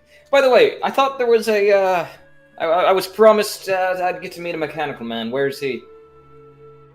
So let me think we lost tell you let me tell you a little thing about my dads. They're never in the same place at the same time. I often don't see them. It's a tragic story, but I mean, So you Sarah's were has been raising me for the past week. So you were adopted by the automaton and the fella right there. I'm Yeah. just I'm going to gonna do warn like you: what don't Finger ask Guns questions you don't want answers to. I give you finger guns like. That's fair. A warforged individual by the name of shortening of the name Mech. Ah. I'm interested in meeting him, but for the time being, I suppose camp would probably be the best course of action right now. Maybe a bit further away from here. This is still within easy walking distance of New Sira. All right, and I'm going to hop back into the cruiser and start her up, going slow Shotgun. on the. I just jump in the passenger. This is Cyrus. You're going to see him taking the helm once more. Are you going to just get into the passenger seat, or are you going to attempt to take the helm yourself? I'm taking a shotgun. Called it. I don't think dibs work in Eberron. I don't know. I feel like that's up to your party members. I respect the will of Dibs. Dibs are a multi-planar concept. Okay. Hey, I know when I'm out, man. Multi-dimensional. Can, I can, gotcha. Fennec, A multi-dimensional rule. It transcends reality. can Fennec call shotgun? It's too late. Yami Yeah, already Yami's called already shotgun. He didn't call it. He just I jumped. already summoned it. No, I said I'm hopping in the passenger, whoever's hopping in the front. We can do laps. All right. So, with that, in which direction are you guys planning on Panic. heading? So, as you're driving away, so if you look at the map, you do see the various countries that are surrounding you currently. Which direction do you want to go? Do you want to go back to Breland, or are you planning on exploring somewhere else? 1 second. So you guys were in Breland. You started out gotcha. in Sharn. You went to Rote. You know that you do have connections already in Rote and Sharn. You also know that, or at least 3 of you know that Ramos is going to be heading north before he heads back to Rote to report back to the king. What town did we just leave now? You We would left get New the city Sira. of New Siri. New Sire, however you want to pronounce it. Mm-hmm. Well, I mean, at this point, are we gonna fight a whole army, or what? What's our current objective? Are we keeping melee a little more on the safe and free side of things? What is melee? What is honestly? I mean,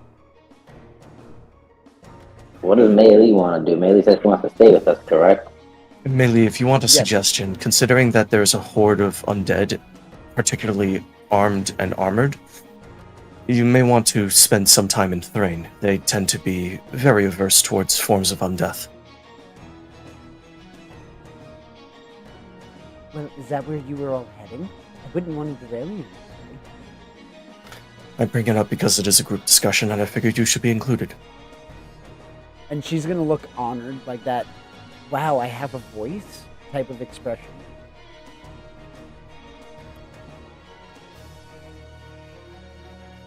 So, with this, I'm going to say you guys do have a few moments to discuss which direction you all do want to go. Melee will go with the majority. I say camp first, and then we can discuss over some food and. We're gonna say that you were able to travel to camp. We're not going to Okay. play out the entire thing. So we're gonna say that you're already at your camp. You would Got be it. probably about 10 miles away, depending on how far you wanted to go. I don't know if you'd want to go for more than an extra 4 miles. I leave that decision to you. No, we would And- still need light of the day to start setting up camp. Yeah. So, would you have been continuing north, or would you have been heading in a different direction for those remaining miles? What do we think? Keeping And Where to were this you does heading? also kind of go back to which direction you're planning on going anyway. Mm-hmm. If we're heading west, Hatheril is the nearest populated area. Northeast Actually- would be Starolasker. I was gonna say we could actually set up camp in a little bit darker areas. I can give some things the ability to shed some light. Pretty sure. Yeah. Interesting. Magical tinkering. I can do that. That's more of like candlelight. Useful. I can also produce flames. That's a different thing. So, timing aside, we're going to say that you do set up camp about just as the sun is setting, so it would give you enough time to continue to set up camp. With the carriage, you are limited to your traveling basically on roads. Clearly, you wouldn't be able to get through any sort of dense wooded areas. Not that that is too populated where you are, but you are officially setting up camp. So Alright. with the camp set up, there is no real altercations or anything like that. You are free to discuss. If Gearfried's head's on fire, isn't that kind of like a walking lamp? Is that like a little dim light or something? Yeah, but that's the equivalent of setting up a campsite with a lantern. It's not that good. No. It's good. No, but that's not fine. that I just want to know if he sheds light at all in the dark. Gearfried, does your complexion change with your emotional state? Yeah, it does. Right. But I do, and I'm going to pull out my do-rag and just kind of wrap around my head to douse the flame. I don't want to be less conspicuous. Appreciate it. Right. That And, said, I'm assuming we well- want to keep to roads with this. Yeah, it's not going to do very well if we're not on anything that's, not fairly level. So, but being that this is your group, your decision here, I don't really. I mean, I'm just going to go with the group decision here because I'm not really a part of what everything you've all been doing. So I'm going to be working on my own thing over here while you guys will discuss that. I'm going to turn around and start. I'm going to pull this like little ball thing out of my wrench and then just start tinkering with it. We'll keep you in the loop. Appreciate it. So, if we're moving away from the hordes, we spotted them close to Vatherond. So heading west would most likely be the order of the day.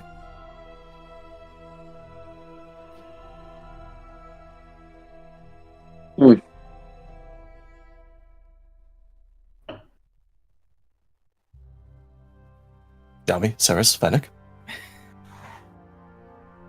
I'm just scratching my 10. I'm doing 11, rubbing my head, my hands on my temples, like Do fight we a know- horde or And we know the horde is moving towards New Sia, not Staralaskar. Mm-hmm. And they're not Yeah. going to be taking the roads because they would be fairly easily spotted with an army. Do we know do that they? question. Do we know who's in charge of this army coming towards them? No, we didn't spend enough time to figure out what the command structure was like. We just know it's an undead horde moving in this direction. Information. It has to be somebody at the head of this. Not necessarily. the head? Leaders can manage from different areas within the armies. I think but it just. we stop the cause of the undead. We stop everything else. Speaking of which, that letter we handed over to Prince Orgev. Does anyone else have any items from that encounter on their persons? No. Nope, I only had the letter, which I gave to the prince. No loose Okay. pebbles, no envelopes, no wax seals, nothing like that?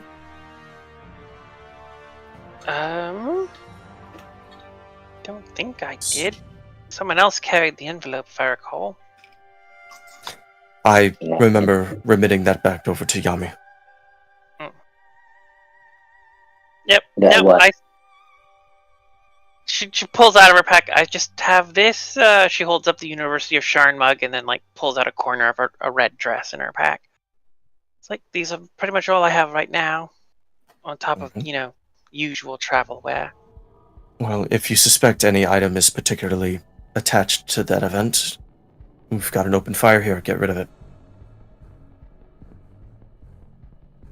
Yeah, I don't have nothing. The king has the letter. I keep messing from that. Oh damn, he probably has our insignias. Shoot. Yours might be more readily identifiable. Mine would most likely require research. Uh, And he's not exactly going to cross the Mournland to try to ask about it. yeah, and mine's is pretty far too. Well, not too far. Well, nobody remembers us. We died out a long time ago.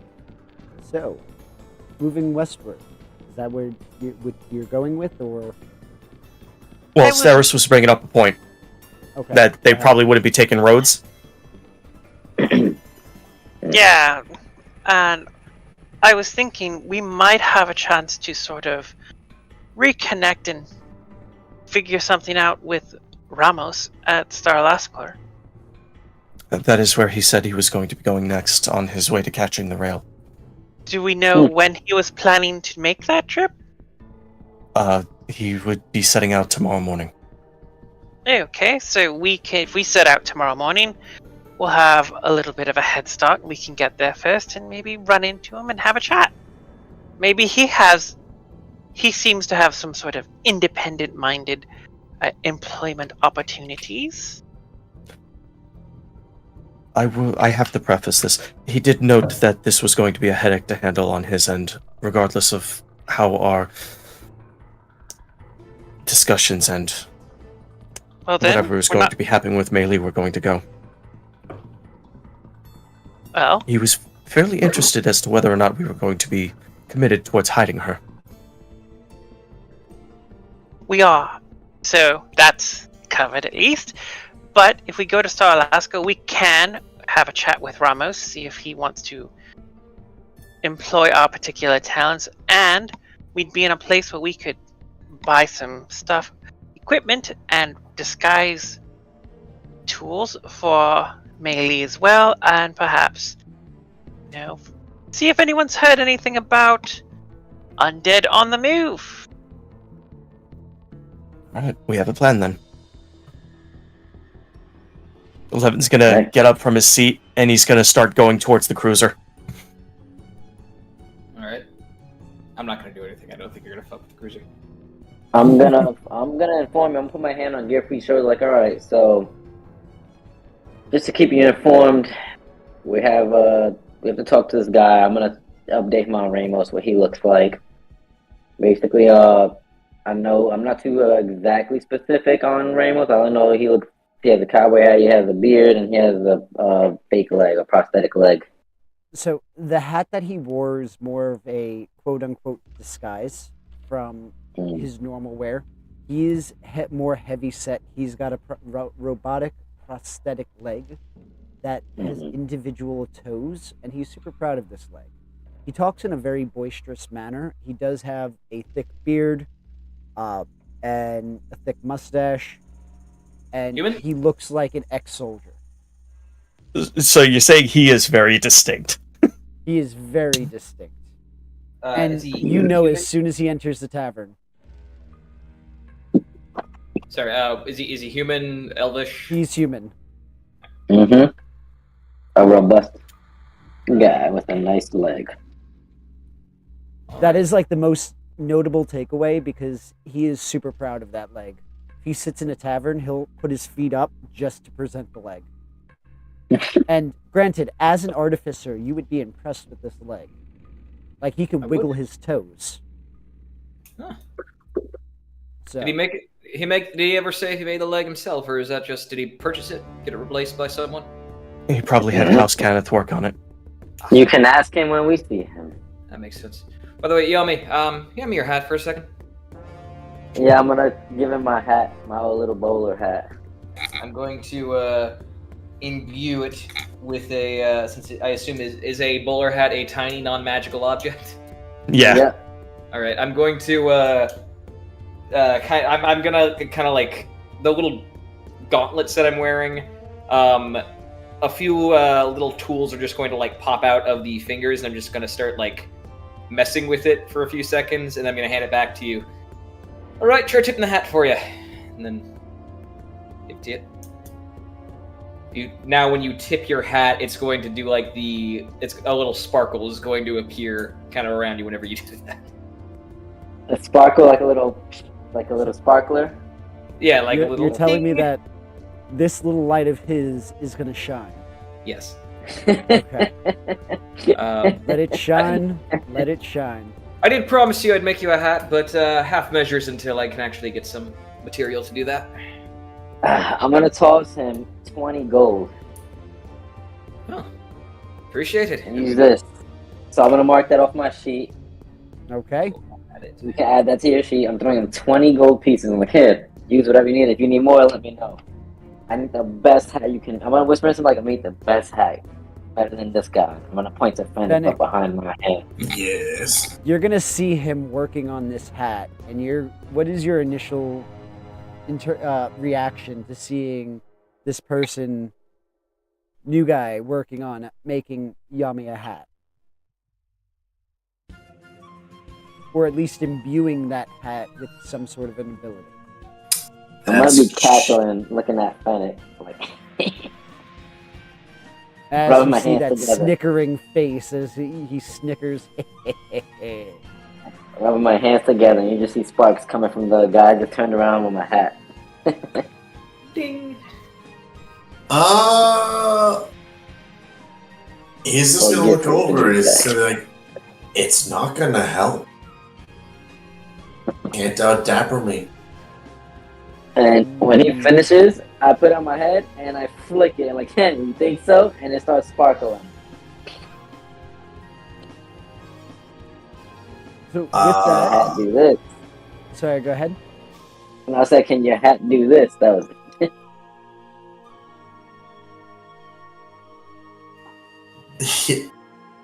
Alright. He can play this game. He will... Fennec will just smile and go, no, mine can't. But mine can do this. And he will use Minor Illusion to just change the colors of his just rapidly. Quite impressive. So as you guys are having this tit-for-tat little bout here, is there anything you guys would like to do for the remainder of your long rest? Then otherwise we are just going to kind of skip ahead. Real quick, Levin's going to take a portion of downtime, and he's going to turn his remaining level 1 spell scroll into a scroll of Fog Cloud. Okay. And that's it. Sounds good. Cyrus, is there anything you would like to do? No, mostly just probably like review just a few, like we've thrown a lot of disguise kit information at Melee, and I think she's just gonna like go over like one or two like basic fundamentals just to make sure that sticks in her head, because I suspect she's gonna forget most of it. So just sort of reinforcing, like, you know, watch your body language and always try to like change the like outline of your body with, you know, the way you wear clothes. So just those two things to kind of reinforce all the stuff she's gotten today. And it's like, and as long as you want to stay with us, you're certainly welcome to. But don't forget, you are my bodyguard, and if danger arrives, you need to run away. It seems very much the opposite of what a bodyguard should do. Are you? I'm tough, and she's gonna go, Yes! We'll work on that. Dagger work. Next lesson. Got it. and she's gonna nod her head energetically. For that, is there anything else you guys would like to do before we do a quick little time skip? Nope. Yeah, I think I would like to. So I'm messing with my those little balls in my wrench. Those are my infusions. I am going to swap out the returning, or the double hit with enhanced weapon. Currently I have returning weapon and repeating shot. I'm going to replace repeating shot with enhanced weapon. Okay, On my wrench. gotcha. Alrighty, so that would happen over the course of your long rest. Yep. And yeah, so with that, we're going to move to the next morning. Now, Ramos is not, despite how much he drinks, he wakes up relatively early. So what time are you guys going to get out? Are you going to be, he's planning on leaving by like the crack of dawn.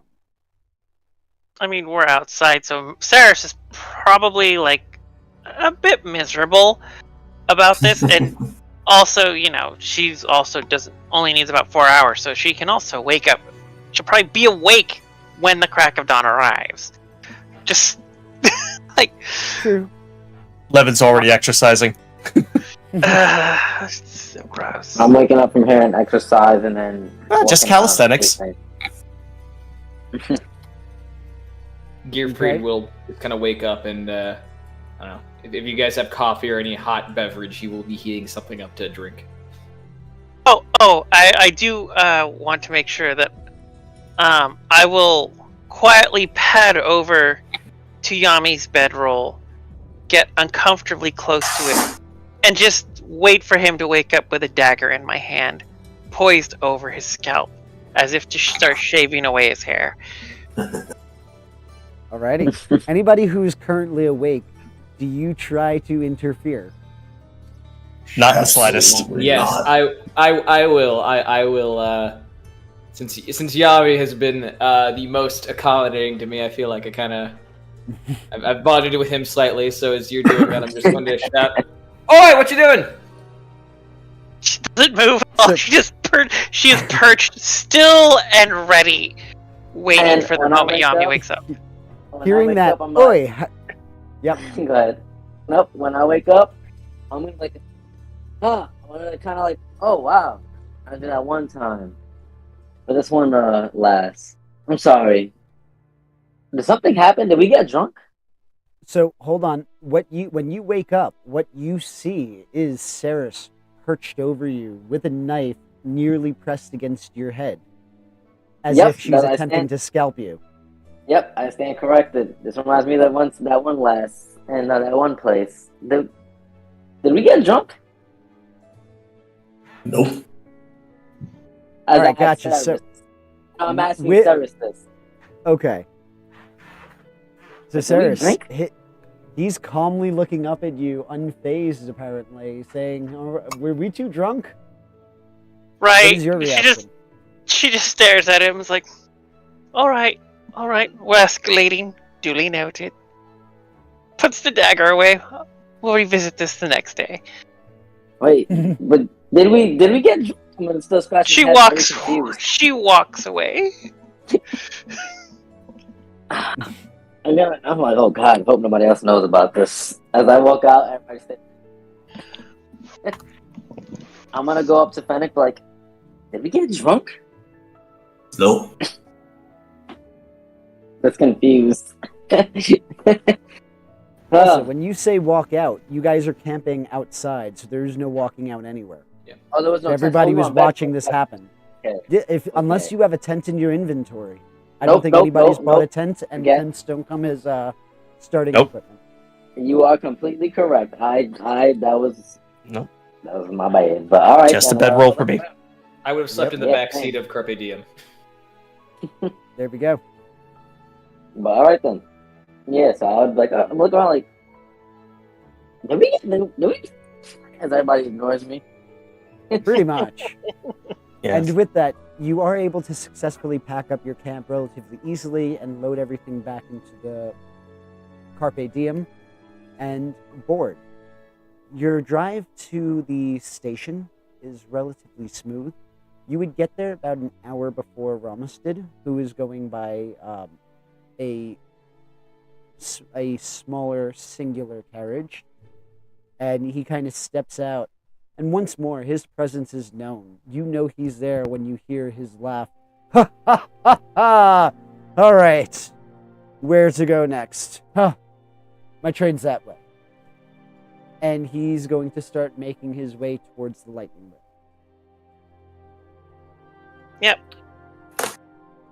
We could can we move to sort of join up with him? I suppose. You certainly can. Levin's going to pull the scroll out of his pack, and he's gonna just push it towards Gearfried. Here. All right. What's this for? In case you need to get away from whatever nonsense happens. All right. I'm So- gonna pocket it. Yeah, it's a spell scroll of Fog Cloud. Right. So, Are you expecting things to go tits up, or what exactly is about to happen here? I prefer being prepared than not. It's not my philosophy, but it's a fine one. Well, you do maintenance on your vehicles, correct? When it's needed. He doesn't. The- I saw that kind of shot. I didn't use the Kyber shard. Fuck it. You're just gonna be. Well, shoot. As far as I could tell you, my skills, he's a great driver. I'm gonna say that You get used- confidently. You get used to it. They're abrasive, but it's the only way you get edges. I'm used to abrasive. so how do you make your approach? Sorry, really quick. Is there a place to park the cruiser? Depends. Are you going to be hitting the horse pillars again? I am going to try my hardest not to. Well, yes, so because you are in more of a populated area, there would be places that are designated for House-Orion vehicles. Right. It is going to cost you 2 gold pieces to set it there. All right. I'm going to move. Congestion prices, sorry. Yeah, I'm going to push the push. I'm gonna park the Carpe Diem there, and it looks like it looks like a piece of shit. So as I park it, I'm going to flip the guy 2 gold, and I say, if you drive it and dent it, I'll find you. Before you finish parking, do me a favor and give me that dexterity check. Come on. There we go. There we go. You park it nicely right between the lines, and you don't even tap into anything.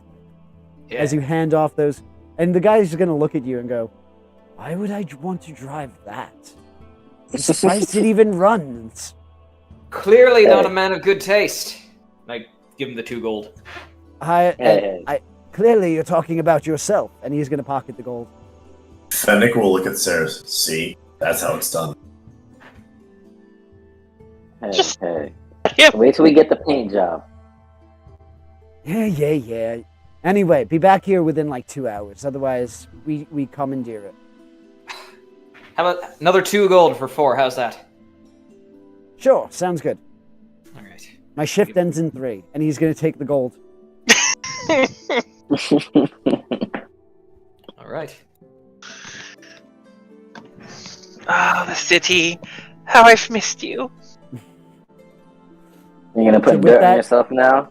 You are able to park the vehicle. You are able to freely move around. It is somewhat safe for at least 3 hours. That 4th hour, though, is what's the sketchy part. What would you like to do next? You are able to easily follow the sound of Ramos Durin. I mean, might as well, do you want me to make the introduction, or are we gonna go in bold as brass, make a big show of it, look very conspicuous? What? I would love to see how you do it. That'd be great. You do realize if we leave it up to either Cyrus or myself, we're going to try to be discreet, right? That's perfectly fine. I'm following your lead. Talia. Just let me know whether or not you want the flames doused. It's not necessary just yet. I look over at Levin. It's like, you and me? You are more skilled in conversation. Ever so distressing. All right. It's all on you now, so you can't blame Levin for any mistakes. And she will cast Disguise Self. And Would you prefer an escort? It's all right. Thank you. And she is going to turn into a sort of negative version of a film negative version of Levin. Not like glaringly so, but just sort of like where like his so like the opposite. Dark hair, light skin. Yeah. Alrighty. And now you are approaching Ramos in a form that he would be unfamiliar to. How do you approach? She'll walk up and bumps like, sorry, my fault. Couldn't help but notice you there. Hey, it's me, Cyrus. Don't make a show of it. And hearing the name, you're going to hear a quick intake of breath.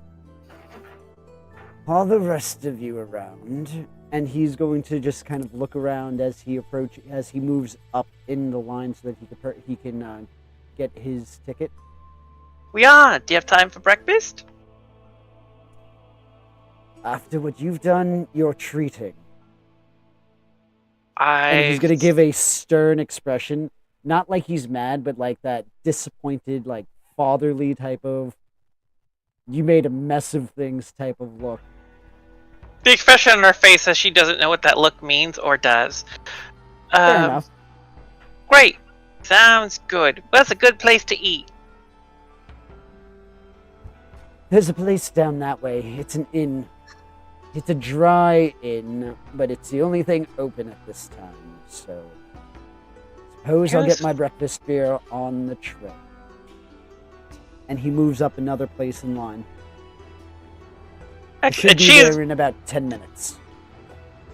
being like very chummy and like she's sort of like leaning on his shoulder and just sort of like yeah.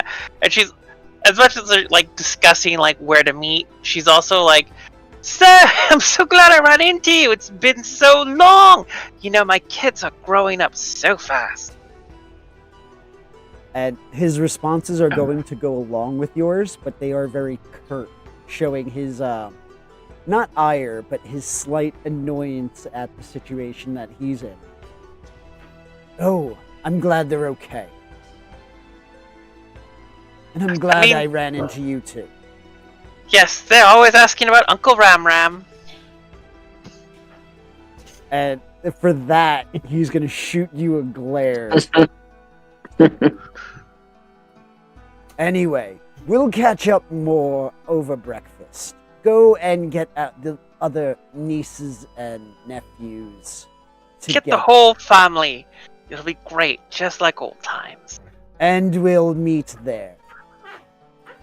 All right. She claps him on the back. It's like as she's walking away, just looks over her shoulder and gives him like a little like peace, and walks back to the party. Before you get back to the party, though, you're going to get a message, and it's going to provide you with a different location.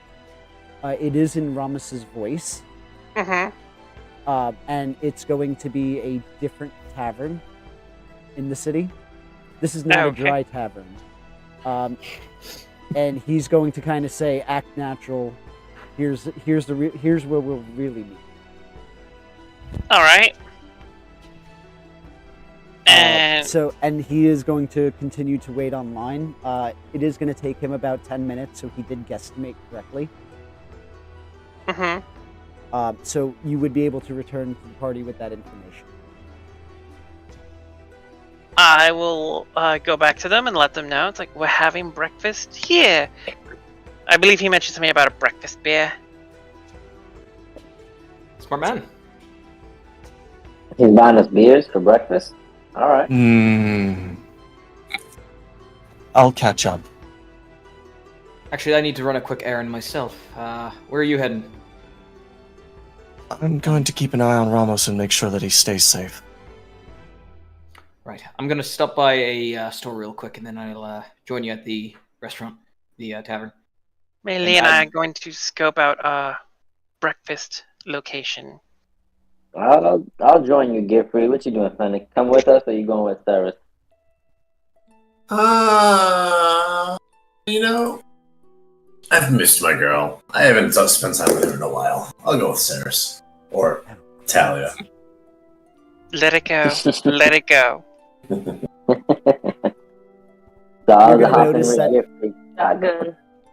You're going to notice that before Melee follows you, she is going to reach down and pick up a small pebble off the floor and put it in her shoe. So as she's following after you, you're going to hear the occasional ow, ow, ow. The owls, you really work those out of the disguise. Well, I'm trying. It hurts. Right. And as we're walking by, like, are there like, she's still looking like reverse Levin. Saris will walk up to like a slightly tall, like Melee's taller than Saris. I'm pretty sure she's like 5'3". She's about the same height, maybe a little bit shorter. I'm 4'11". She's not a tall she's not a tall individual. She's 5 feet at most. Okay. In that case, she's gonna walk up to, like, a tall fellow. It's like, "Oi! You go for the cloak." Like, she'll like try to buy a cloak off a guy. My cloak? What for? You have your own. I like yours. No, I'm sorry. You responded too slowly. Did I mean to say 7 gold pieces? Was that... Oh, if you like it that much, you can go to 10. Sounds like a deal. Here you go. And he will take his cloak off after he gets the gold in hand and give it to you. Easiest gold I've ever made. Enjoy it And while it he's gonna walk lasts. off. Yep. While can I pick his pocket while he's like taking off the cloak? You can certainly try. Go ahead and give me a sleight of hand check. Goes nothing.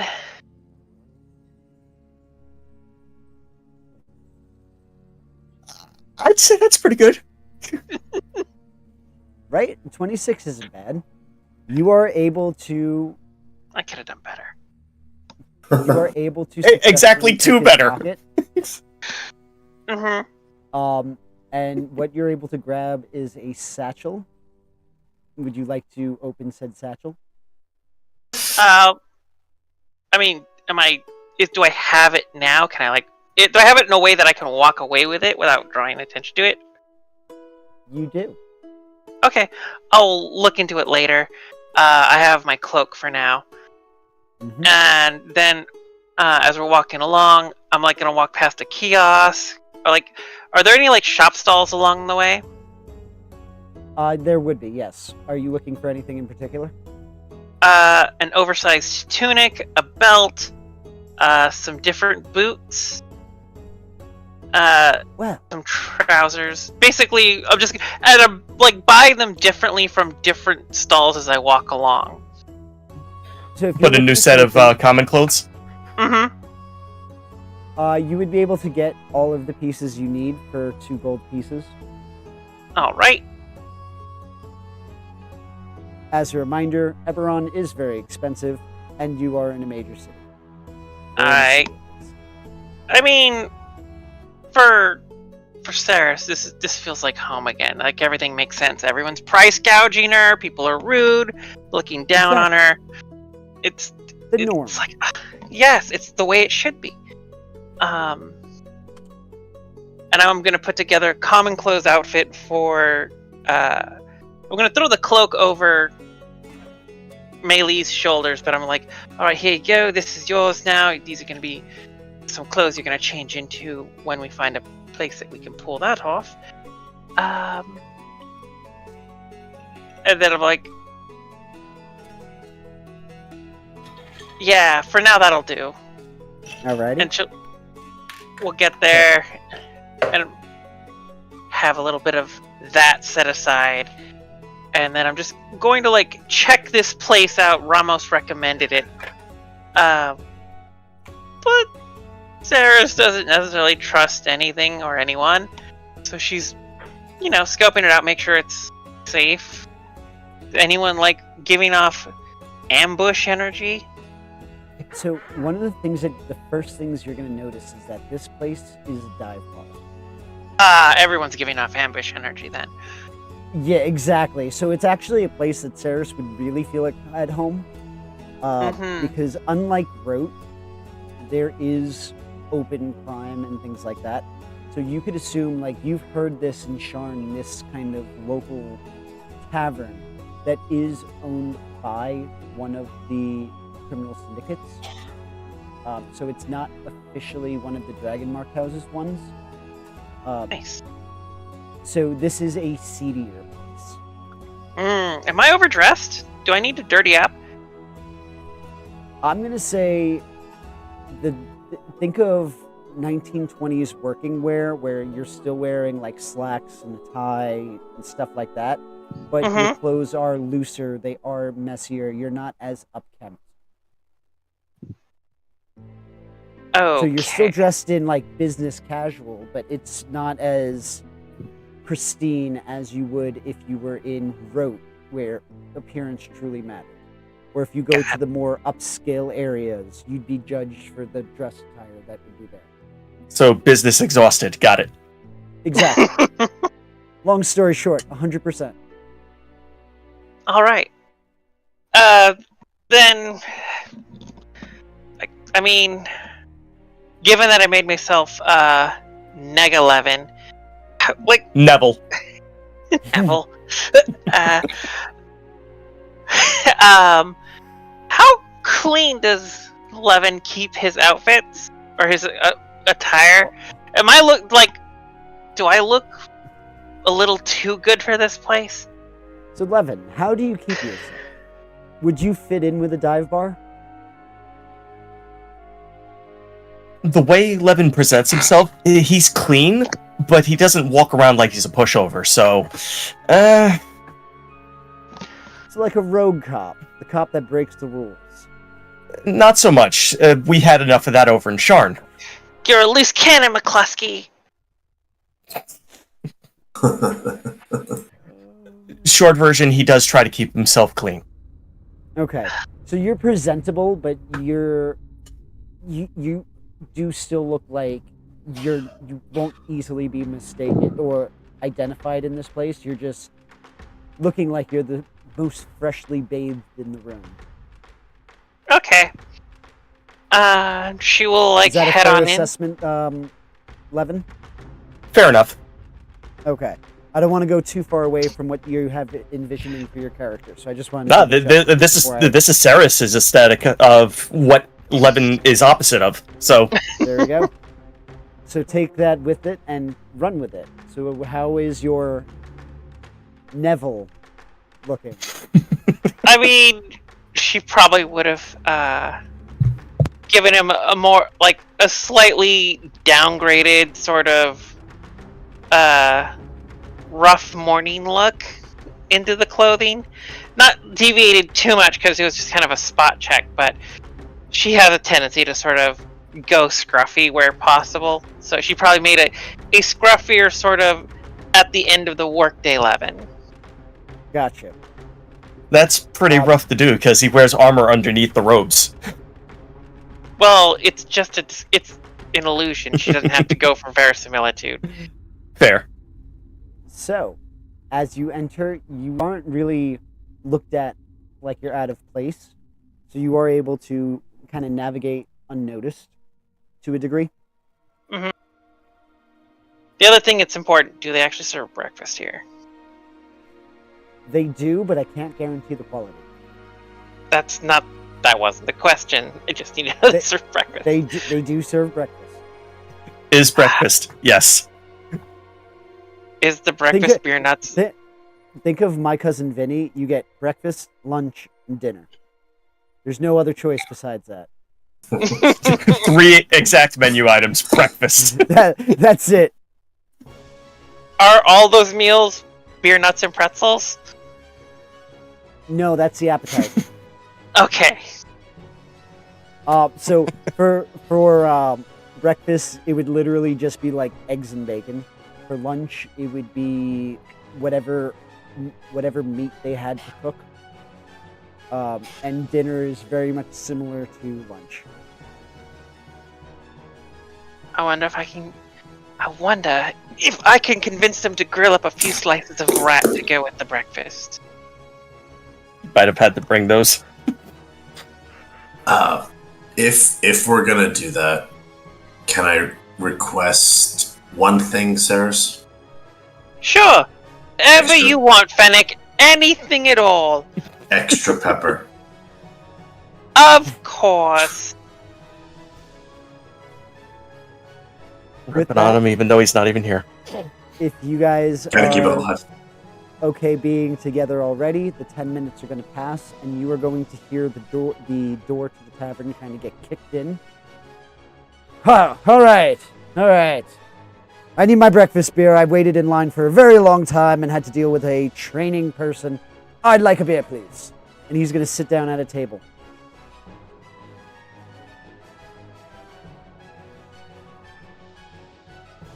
Are you guys going to approach? Yeah. Well, I was like, hey there, Uncle Ram Ram. I brought the family. I don't think Yami and I More, are he's with going you to yet. shoot you that glare. All right, so then we'll get to you guys in a moment. He's going to shoot you that glare. I guess the family is here. Join me for breakfast. 5 breakfasts, please. For going back to Gearfried and Yami, what are you two doing? I just need to stop by a general store. I would like to really quickly purchase a pair of smithing tools, and if they have it, a pearl worth at least 100 gold. General goods store, they would not have the pearl, but you would be able to get the smithing tools. Yep, I'll do that. Might have to stop at a jeweler. Yeah, Yeah, that you'd have to go to a jeweler for. That's fair. Yami, what are you doing during this time? I'm here for the ride along. I don't really need anything specific, so I'm just going with Gearfried, helping him on his little journey to get his supplies and crystals. How much Alrighty. gold is that going to cost me? That's going to cost you, we're going to say, for the smithing tools, 30 gold pieces. 30 gold price gouging bastards. All right. Yes, 100%. Here you go. Stand by it. Appreciate it. And then that's all I needed. Sorry. Yeah, you got fleeced. So with that, right, nobody even tried to haggle. You were able to regroup with the party. You would see that there is already a place setting for you. You would be walking into a conversation. So Ceres, as you join Uncle Ram Ram, and I believe Fennec and Levin are with you. No, Levin was keeping watch on Ramos to make sure that he made it from the station to the inn safely. He would be entering. Sorry, go ahead. Sorry, finish that.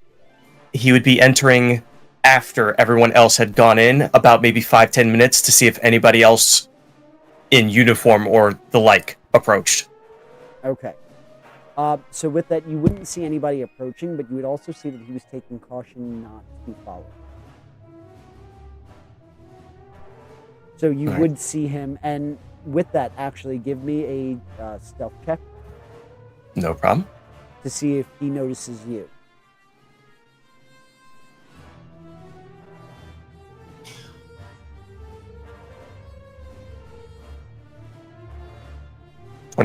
With the 21, you do go unnoticed. The DC for that one was high; it was 18, but you did clear it. So you would enter after Yami and Gearfried enter. Gearfried. Yep. And that's where you would find a place setting for you as well, because he did call for... Nope, there's one place setting missing. He wasn't sure how many there were. Yep. So he would order another breakfast, and he already is on his second beer by this point. As you're walking into this conversation, Ceres, as you sit down, what do you do? I grin and at Ramos very casually, wearing my Neville face, and it's like, well, I did say I'd be paying for breakfast. Treats on me. I open up my recently acquired satchel and look inside. You see a necklace. Ooh. Go ahead and give me an Arcana check. Oh my. I may have stepped in it.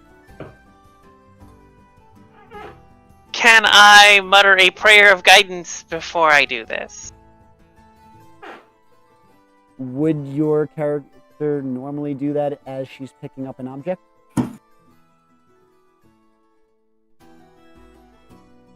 If she's curious about what it is, normally she's like deals in coin.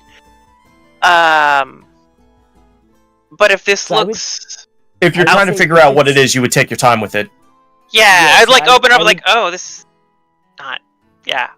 Well, this is more on the lines of as you reach in to pick it up. That's why in that instance, if you were going to pick something up, would you pray for guidance beforehand on a normal occasion without having a roll called?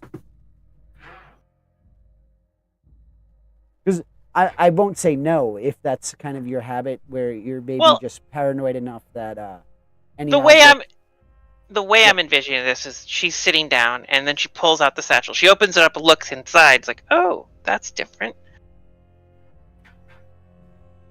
I don't think she doesn't necessarily like dip her hand in immediately. Not if she has the bag with her. She can look, and she has the luxury of looking in.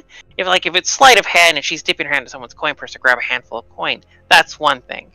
But if she has the guidance, okay, thank you. I don't know that it'll help, because I don't have the greatest arcana.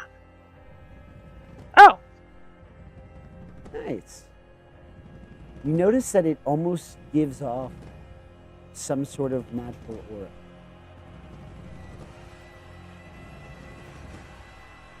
okay. That's different. Interesting. She transfers it to her pack, and she pulls it out and puts it in her pack, and she'll set the satchel, put the satchel in as well, because she doesn't leave evidence behind. But for now, she's just sort of interesting. Follow up with that later. And as you offer up to pay, as this is going on, as you're kind of sensing that energy, Ramos doesn't really hesitate. Oh, thank you. You're going to notice that there's a change in his posture. Whereas he's usually very boisterous, he is now almost taking up as little space as he can. As he leans in, you understand your actions led to interesting effects. Oh, sure. Some sort of small-time little chieftain had an option to make someone I know and am employing. He took liberties. I didn't like that, so... And to be fair, I didn't really do anything. She didn't want to go. I simply supported the decision. You antagonized the emissary, you invoked the gods, and you defied the king's order on a joint mission with Breathe. Without giving me any sort of heads up that any of this was occurring. Well, to be fair, there was not a lot of time to get things going, as it were. Split-second decisions had to be made. And he is going to turn his head more of like a swivel towards Yami. Now having all the clues of you knew. So he's kind of giving Yami a pointed look. Because as a reminder, before you guys left, Yami was whispering to Levin, and he suddenly then stood up and left, going to handle the situation.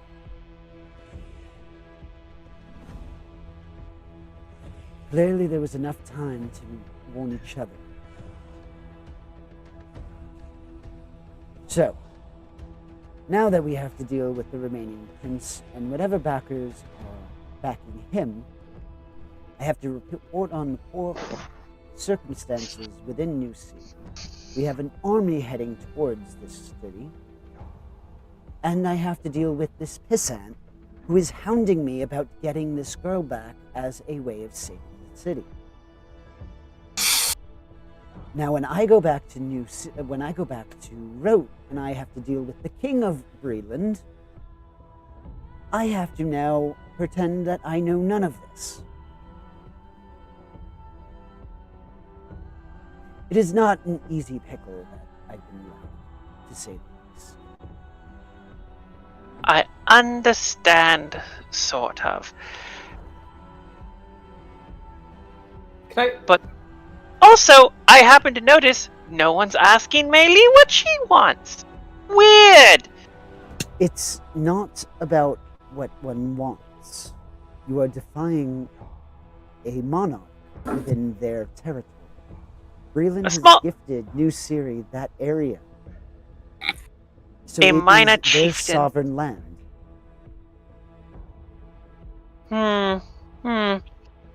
Can't say I've had a lot of experience dealing with kings myself. They are, so high up on the pecking order. A small folk. You said you had wanted to say something? Yeah, I was just going to say, if it helps, you can simply think of it not as deceiving the king, rather just sort of delaying the flow of information. I mean, you can still be upfront and honest with them, just, a little bit later. It still leaves me with the problem of dealing with an angry king. Right, well, I mean, you've been yelled at before, right? It's not like he's going to kill you. And he's just going to give you a look. Keep staring. I've been looked at a lot worse. You understand that that's one of the things that could happen if I can't talk my way out of this situation. Keyword being could. So don't fuck up. He Exactly. sounds like a very petty king. Why do you work for him? And Levin's gonna walk in with 2 beers in his hands, and he's gonna set one in front of Ramos. First of all, an thank apology, and second, because the king helps to keep order.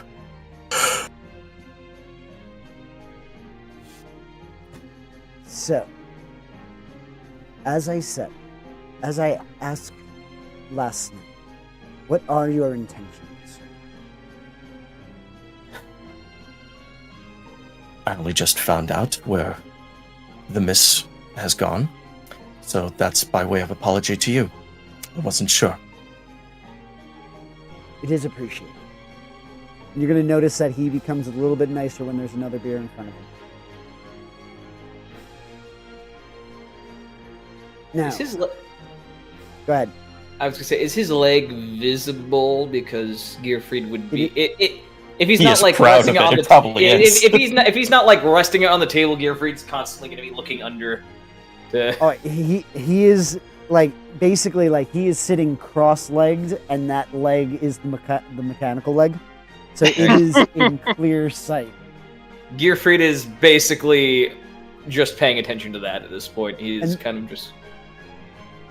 On occasion, you're going to see the toes kind of wiggling, as if mimicking getting restless. I'm just gonna. I should be able to spin it in a more favorable light, but this isn't going to have pleasant consequences. I will be able to shelter you within Breland. So the King of Breland shouldn't be so upset if I can spin the story the right way. Well, spinning it along the lines of you have people under your employ currently keeping her under guard would probably smooth things over a little better, I would suspect. That Not it would. mention that, or would it help not to mention that you know where she is at all? Because I feel like saying you know where she is leads to the future question: where is she? Ramos should be able to obfuscate that one because he has a more pressing issue to deal with. For now. But I will say this. I would not use the name Mei Li while you were in Breland or any country that is aligned with New Syria. And that is something I'm not sure. Besides Breland giving money, the king has had an awful lot of wealth coming in, and I'm not sure where. So he has some sort of backing that we don't know what it is. Interesting. Any suspicions? I'm hoping I'm wrong, but I'm thinking some sort of organized crime. I've heard rumor of the Das clan making moves. They've been a problem? And if it is the Das clan, well, I have some acquaintances who keep me in the loop of things that are going on within the Boromar clan. And they've been restless with the amount of money that the Das clan has gotten their hands on. So particularly, we've been seeing them operating in not only parts of Breland, but they have also been more active in Drome and some of the outer cities outside of Zolarna. Their influence is spreading faster than one might have thought, and we're not sure why. Well, keep it close to the vest if you're going to be dealing with them. Some of them may have been involved with Sergeant Villeroy's death. Unfortunately, I don't have any acquaintances in the Das clan. I have them in most drug criminal organizations, but that one's been a bit harder to influence. Would you be able to use anyone from the Boromar? After I speak with the king, I do have to go talk to one or two others. One member of Boromar clan, and the other of the Dragon House. I'm drawing a blank. Fjallarine, Thorani. Land-based travel. Wow. Orion. Orion. There we go. The most popular house that we've been dealing. Sorry about that, folks. Brain fart. The House Orion. I do have an acquaintance in Sharn who I can reach out to. Well, I bring up the House Fjallarine and House Thorani as they broker in information. They might have leads that you haven't been able to get in touch with. I don't know anybody in that house. If you have any connections, you can exploit. I'm not in research. I'm not in Sharn. The ones that I know are in Sharn. Well, I don't know if I can always help you get to where you need, but ultimately, what is your next step? Any Well, that's what we've information, been- not that I'm going to throw you under the bus, because if anything happens to you, I lose some of my most valuable mercenaries. I mean, people who help me. He says that in a very serious tone, but he is actually meaning it as a joke. He's just not making light of the situation. It's something that just kind of popped out. He does value the service that you provide, which is why he does continue to offer you Support. work. But ultimately, he is looking to how best help you out in this situation. Yeah, he's angling because he has to. Yeah. Yeah. Well, we could scout out the undead army. That's a rough call because their target is melee. The army is? The undead army?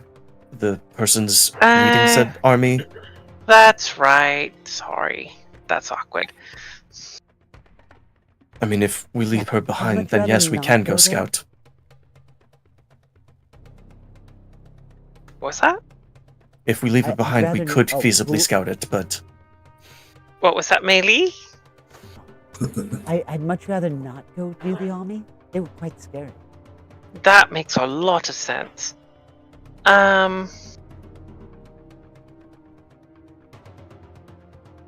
In that case, I do feel a little bad that the innocent, hard-working people of Nucia are under threat. I do hope that they overthrow the king and feed him to the army of undead headed their way. But beyond that, I would like to help them. another angle that we could pursue is how did they manage to get this close to Thrain and Vathrond without anyone else noticing? Do we think Thrain would take action if they knew that there was a large group of undead so close to their border? They would most likely engage in dialogue with Rayland, but they wouldn't be able to send armies over. Border changes are a problem for the Treaty of Thronehold. And now, also as a reminder, they were traveling over here down this way, towards the center, so it wasn't so close to their borders that it was completely, Close enough to be concerned. Yeah, exactly. And it just looks like a passing army from afar from that distance. But you also don't know what level of information they have either. Yeah. We could get word out to them. They might. I mean, I don't know too much about them, but I get the sense that they have some sort of natural aversion to the undead. Do you think maybe they'd send, reinforcements to Nicia? That would have to be negotiated with Rayland. Breland is starting to become a problem. Just not something I thought I would say. Also, negotiations take time. Mm-hmm. And Ramos here is under a timetable to try to get actual forces and aid. Forces from Thrain would take more time. True. What about here? Do they have some sort of militia here in Starlaskar? That they could possibly send down to Nusia? I would say because of the kind of the state and the threat of a possible war, the army that they have is enough to protect the border. If it got wiped out, they would be sending a message to somewhere else. So they don't have enough to send out to reinforce, because it's really just like a trading post in a sense.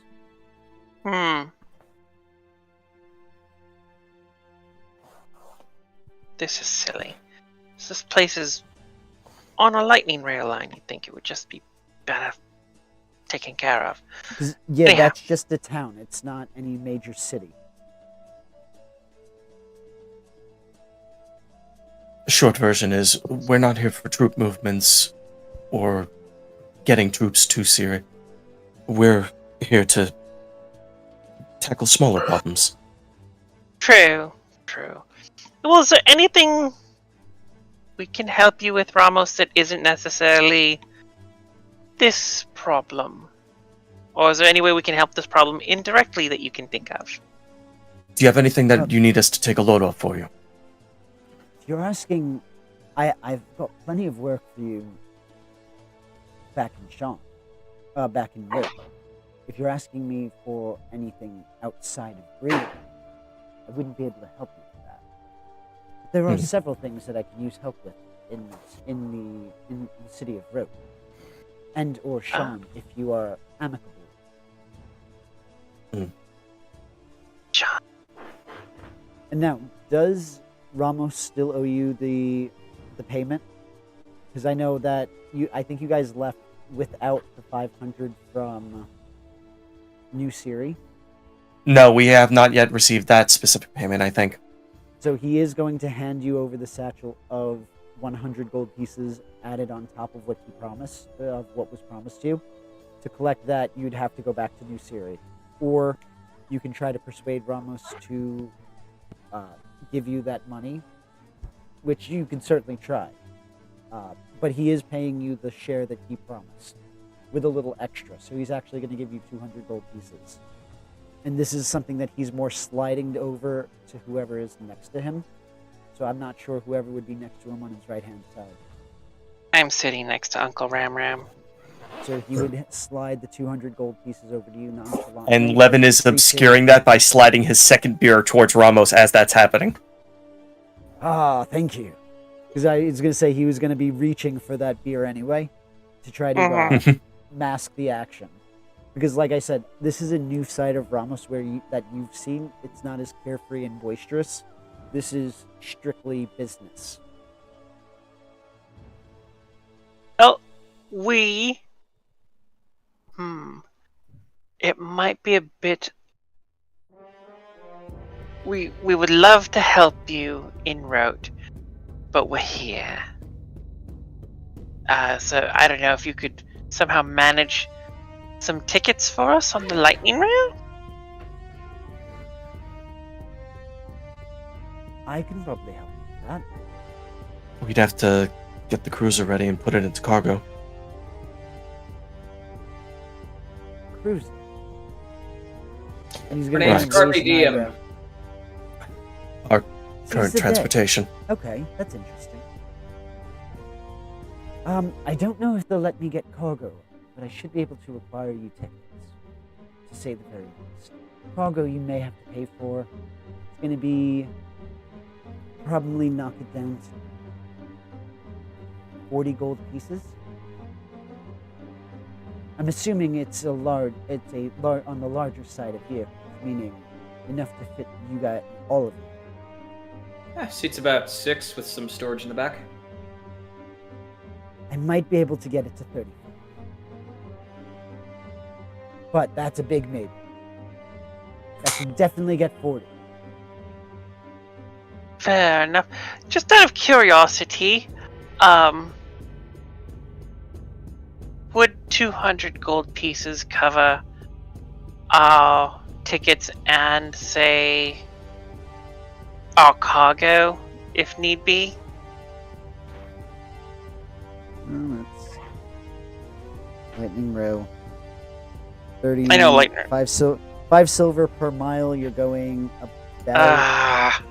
No, it's not going to cover 100 that. miles. Yeah, no. Never mind. Unfortunately, not, because it's going to be 1 gold piece every 2 miles, which is going to basically be 250 to get there per person. So that's going to be. Who pays tickets by the mile? This is weird. Thought they just provided fare. That's the lightning rail.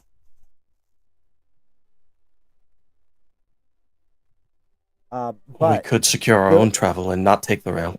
It would take us longer, though. hold on, I think we're under a bit of a misconception. If I get you on, if I'm able to get the tickets, I will be able. You won't have to pay for those. That's why I have to stick you with the cargo charge, because I can't do that. Not if I'm getting. There's how many of you? 6 of you? Yes. With 6 of you, I that's enough. They won't give me any more of a break than 40 gold to load up the vessel.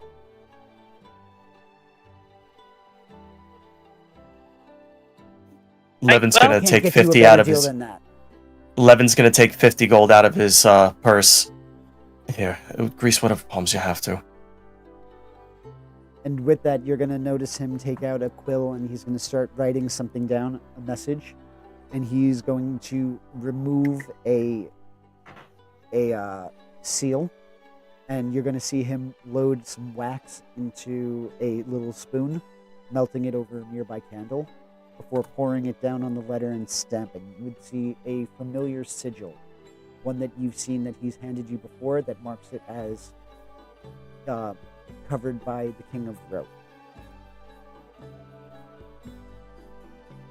Use this, and you'll be able to acquire tickets. When I go onto the train, if my train leaves in an hour, you can get tickets for that train. Awesome. If not, I will leave word that to expect somebody to need to load up a vehicle, and that I will compensate them in advance. So Then we'd better handle that quickly. 50 gold pieces. Should we try to get you on this train I'm on? Yes. Okay. I would say please leave before me.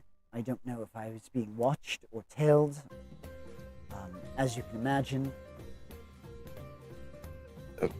things are a little tense in this area. Agreed. Alright. Would anyone be remiss if I took the time to get us our tickets? Oh. Oh, by all means. Grease the wheels, Levin. Grease the wheels.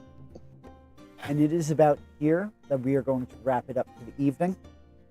It has been a very fun time, some twists and turns, and honestly, one of my highlights of the night was the vessel being named Ceres, even for a short time.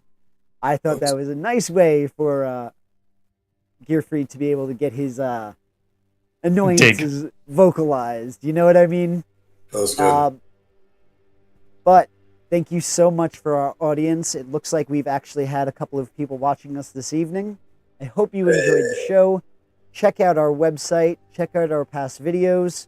And please help support us in any way you can. We have a Patreon. We have a merch store. We've got a Facebook group, Instagram page. Check us out. We're posting reels on the daily, and you're going to see some highlights from this last session. So, with that, everybody have a wonderful and safe 3-day weekend, and we will catch you next week. Night night, everybody. everyone. Good night, everyone. Have a good one. Good night. Good night.